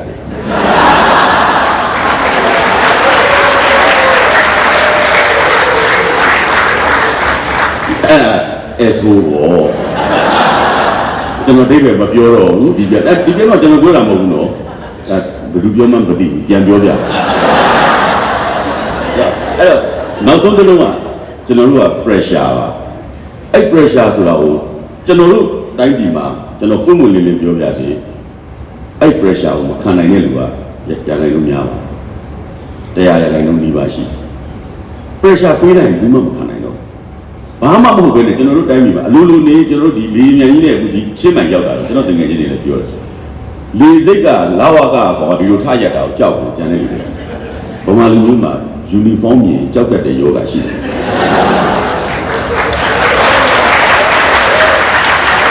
အဲ့တော့ဒီဟိုတယ်ကဝန်ထမ်းတွေတော့ uniform မဝတ်ပါစေနဲ့လို့ဆုတောင်းတယ်ကျွန်တော်စားအောင်မလို့တဲ့ကြည့်ကျွန်တော်ဒီမှာအဲ့ uniform နဲ့ဝတ်တဲ့လူကဟိုကတ်လိုက်ဒီကတ်လိုက်နဲ့လာရေးကိုကြောက်တယ်အဲ့တော့ကျွန်တော်တို့အဲ့ pressure ကိုတနိုင်ငံလုံးခံနေကြတာဒါအပြစ်မဟုတ်ပါဘူးကြားပြီကျွန်တော်တို့တက်တက်အဲ့ဒီလောက်ကြာခဲ့တဲ့အတွက်ကျွန်တော်တို့အဲ့ pressure ကိုပျောက်အောင်ဖျောက်ပြန်ဒီမှာယူပဗေဒပညာရှင်တွေယူပဗေဒနဲ့ပတ်သက်လို့တတ်တဲ့လူတွေရှိပါလေယူပဗေဒမှာ P နဲ့ A နဲ့ဟာပြောင်းပြန်ချိုးကြပါ pressure area နဲ့ပြောင်းပြန်ချိုးကြပါကျွန်တော်တို့ area ကိုချဲ့ရင် pressure ပြီးသွားတယ်ရှင်းရှင်းလေးဘလောက်ကြီးတဲ့ pressure ကြီးပဲဖြစ်ဖြစ်ကျွန်တော်တို့ area ချဲ့ပြီးခုခံရရင်ကျွန်တော်တို့အဲ့ကြလာတဲ့ pressure တက်တာပဲနမူနာကျွန်တော်တို့ကိုယ်စောတဲ့တွေတို့ထောင်ထဲနေကြရတယ်ထောင်ထဲမှာကျွန်တော်တယောက်တည်းနေရတယ်ကျွန်တော်ဘေးမှာလူရှိမိကုန်နိုင်ဆိုကျွန်တော်ဘေးကထောင်ထဲက၄နှစ်လုံးအတူအဲ့တိုက်ထဲမှာနေတာသူ့မျက်ခွက်ဘယ်လိုနေမှကျွန်တော်မျက်ခွက်ဘယ်လိုနေမှမသိအပြင်တော့မထွက်ကျွန်တော်တို့အထက်ထက်ပိတ်တာအတန်လေးချာအဲ့လိုနေနေယူဖို့ကိုယ့်ကိုတတ်တယ်အများကြီးဒါပေမဲ့ကျွန်တော်တို့မသိဘူးတော်သေးတယ်ကျွန်တော်တို့မယူဘူးလို့ထင်တာပဲလေအဲ့လိုဒီနေရာတွေ့ရတော့ကျွန်တော်သိမယူသေးဘူးလို့အောက်နေတာဆိုတော့ကျွန်တော်တို့ဘာလို့အဲ့လိုဖြစ်ရတာလဲကျွန်တော်တို့စဉ်းစားကြည့်တော့ကျွန်တော်တို့ကြာနေတဲ့ pressure ဖိအားအတူတူကြီးပဲထောင်နေမှာကျွန်တော်တို့ဘယ်လိုခုခံမလဲလို့ကာကွယ်လိုက်တဲ့အခါကျတော့ကျွန်တော်တို့ area check လိုက်ကျွန်တော်တို့အခန်းလေးထဲမှာဝတ်တုပ်ကလေးပဲထိုင်နေကျွန်တော်တို့ area အဲ့တနေရာကျွန်တော်တို့တကဘာလုံးကိုချက်ပြတယ်ဘာဖြစ်လို့ချက်လို့ရစိတ်ကူးနဲ့ချက်ပြတာဟောကျွန်တော်တို့ကြပြားတွေရေးပြတယ်ဝတ္ထုတွေရေးတယ်ဇာတ်ညွှန်းတွေရေးတယ်ဘာနဲ့ရေးလဲကျွန်တော်တို့မပြီးပါနဲ့စာရုပ်မရှိပါဘူးဘောပဲမရှိပါဘူးခေါင်းထဲမှာရေးရပြီးတော့တယောက်ကိုတယောက်ဖလှယ်ခြင်းတော့ကျွန်တော်တို့အခုကြွကြွအိမ်မျိုးမဟုတ်ဘူးငပိကျော်တွေပါထုတ်တဲ့ပလတ်စတစ်အိတ်အဖြူတွေရှိပါအဲ့ဒီပလတ်စတစ်အိတ်အဖြူတွေကိုရေနဲ့ဆေးပြီးတော့နံရံမှာတုပ်ဘာလို့နံရံတုပ်ရတာလဲဆိုတော့နံရံမှာထုံးရှိတယ်ပြီးခဲ့တဲ့နဝတအစိုးရကိုကျွန်တော်အကြိုက်ဆုံးအင်္ဂါရက်တစ်ခုတည်းပဲရှိပါအဲ့ဒါဘာလဲဆိုတော့အလကားအားကြီးထုံးတုပ်ကျွန်တော်တို့ပြည်သိအသုံးတဲ့တာပဲတပတ်တစ်ခါထောင်မှာထုံးလာတော့ကျွန်တော်တို့အဲ့ဒီစာရွက်တွေနဲ့အဲ့ပလတ်စတစ်အိတ်တွေအဲ့နံရံဖြည်းတုပ်ဒီမှာထုံးနေကြတယ်နည်းနည်းစူစူလေးမှကတ်သွားပြီးတော့အဲ့ဒီပုံမှာဖြာချမ်းစာနဲ့ချစ်ရတယ်ချစ်ပြီးတော့ဟိုဘက်မှာမင်းကိုယ်တိုင်ဆိုသူ့ခန်းကိုကျွန်တော်တို့ပြစ်ပေးလိုက်ရင်သူ့ခန်းကသူကောက်ပြီးတော့အဲ့လိုပဲနိုင်ရမှာကတ်လိုက်ရင်အရိတ်ထင်ပြီးတော့စာဖတ်လို့ရတယ်ဒီလိုနီးနဲ့ကျွန်တော်တို့ဟာကျွန်တော်အမှတ်တရပြောတာပါကျွန်တော်တို့ထောင်ချောင်းပြောနေလို့ပြောနေတာမဟုတ်ပါဘူးကျွန်တော်တို့အတွေ့အကြုံအဲ့ဒီလိုပြစ်လိုက်တဲ့စာလေးတွေဟာဒီနေ့ဒီချိန်ဒီအခါမှာမင်းကိုယ်တိုင်နဲ့ကျွန်တော်လည်းနှစ်ယောက်ရေးခဲ့တယ်မမပြုံးစမ်းပါဆိုတဲ့ထောင်ထဲမှာရေးခဲ့တဲ့ဇာတ်ညွှန်းမှာအပြင်မှာထောင်ကကျွန်တော်တို့မလွတ်ခင်မှာဒွေးနဲ့ထွေးနေတာကို1999ခုနှစ်မှာရုပ်ရှင်ရိုက်ပါအောင်မြင်သွားပါအဲ့ဒါကိုပဲထွန်းနဲ့နန္ဒာလိုက်နဲ့ထပ်ရိုက်ပါအဲ့ဒါကိုပဲနေတိုးနဲ့မိုးဟီကိုနဲ့ထပ်ရိုက်ပါအဲ့ဒါကိုပဲဒီနေ့ကဟိဝေရံနဲ့တက်မှုမြင့်နဲ့ထပ်ရိုက်ပါစဉ်းစားလိုက်ကြည့်ထောင်ထဲမှာဘလို့မဖြစ်နိုင်ဘူးလို့သူတို့ပြောတဲ့အရာတွေဟာကျွန်တော်တို့အဲ့ဒီနေနမိတ်ချက်လိုက်တာဒါကျွန်တော်အမွက်ပဲပြောတာအများကြီးရှိသေးတယ်ကျွန်တော်တို့ဒါထောင်ချောင်းဖြစ်သွားမှာဆိုလို့ကျွန်တော်ပြောချင်တာကကျွန်တော်တို့အားလုံးဟာကြာနေတဲ့ pressure အတူတူပါပဲအဲ့ဒီအတူတူပဲကိုကျွန်တော်တို့ဘယ်လိုခုခံလို့ရလဲဆိုရင်နေနမိတ်ချက်ကျွန်တော်တို့အချင်းချင်းလက်တွဲလိုက်ရင်အပေါ်အောက်တွဲတာမဟုတ်ဘဲနဲ့လက်ချင်းရှစ်လိုက်ရင် network ကျွန်တော်တို့ကိုယ်ရဲ့အကျယ်ကြီးဖြစ်သွားတယ်အဲ့ဒါဆိုကျွန်တော်တို့စုပြီးတော့ခံရင်နည်းနည်းလေးပဲကြာတယောက်တည်းတစ်ဖွဲ့တည်းတအုပ်စုတည်းခံရင် pressure ပိုထိပါဒီတော့ကြောင့် အဲ့ဒီ pressure ကိုငါတို့တော့ဖိနေပြီငါတို့ဖိနေပြီဆိုထိုင်နီးနေမယ်စားကျွန်တော်တို့ဒီနီးနဲ့တုံ့ပြန်မယ်ဆိုရင်ကျွန်တော်တို့ရဲ့နိုင်ငံသားကောင်းဖြစ်ပါတယ်နိုင်ငံသားကောင်းမဖြစ်ချင်ရင်တော့အဲ့ဒီ crap ပေါ့လေဒီ crap လို့ကျွန်တော်ပြောတဲ့ကြီးလို့နိုင်ငံသားဖြစ်အောင်ကျွန်တော်တို့လုပ်လို့ရပါတယ်အဲ့တော့ကျွန်တော်ခုနထိတ်ဆာမှာကျွန်တော်စချင်းပြောခဲ့ပါတယ်ကျွန်တော်တို့တွေ့ရင်မင်္ဂလာပါလို့နှုတ်ဆက်ရမယ်စားဆရာကြီးအိုဘားမားလာတဲ့အချိန်မှာကလေးတွေကထားနှုတ်ဆက်တယ် reform is fake ဆိုပြီးတော့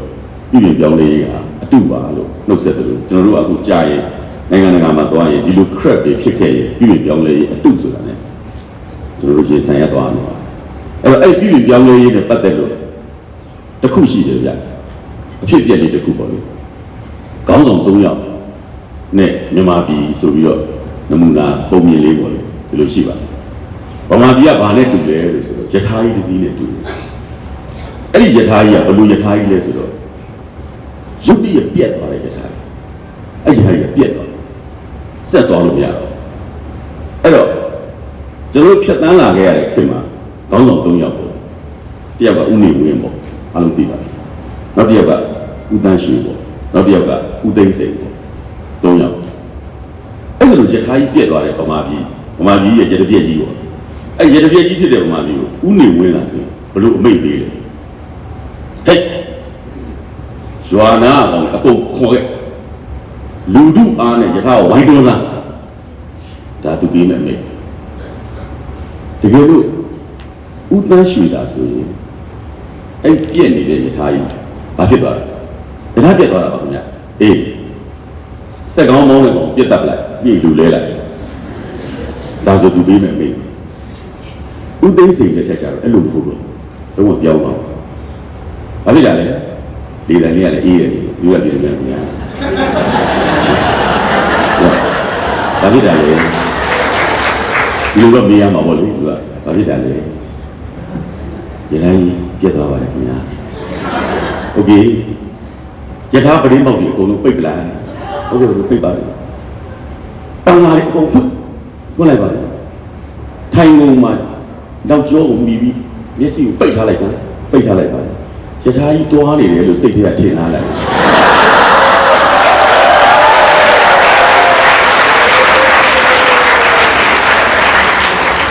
ကျွန်တော်တို့အဲ့လိုယထာကြီးတွားနေတယ်လို့စိတ်ထဲကမထင်ရအောင်ကျွန်တော်တို့နိုင်ငံသားများရဲ့တာဝန်အဲ့ဒီကြီးတို့နိုင်ငံသားအဖြစ်ကလွတ်ကင်းတဲ့အရေးချင်းချင်းနိုင်ငံသားများဖြစ်အောင်ကြိုးစားပေးကြပါလို့ပြောရင်ဒီလိုဆိုပါတယ်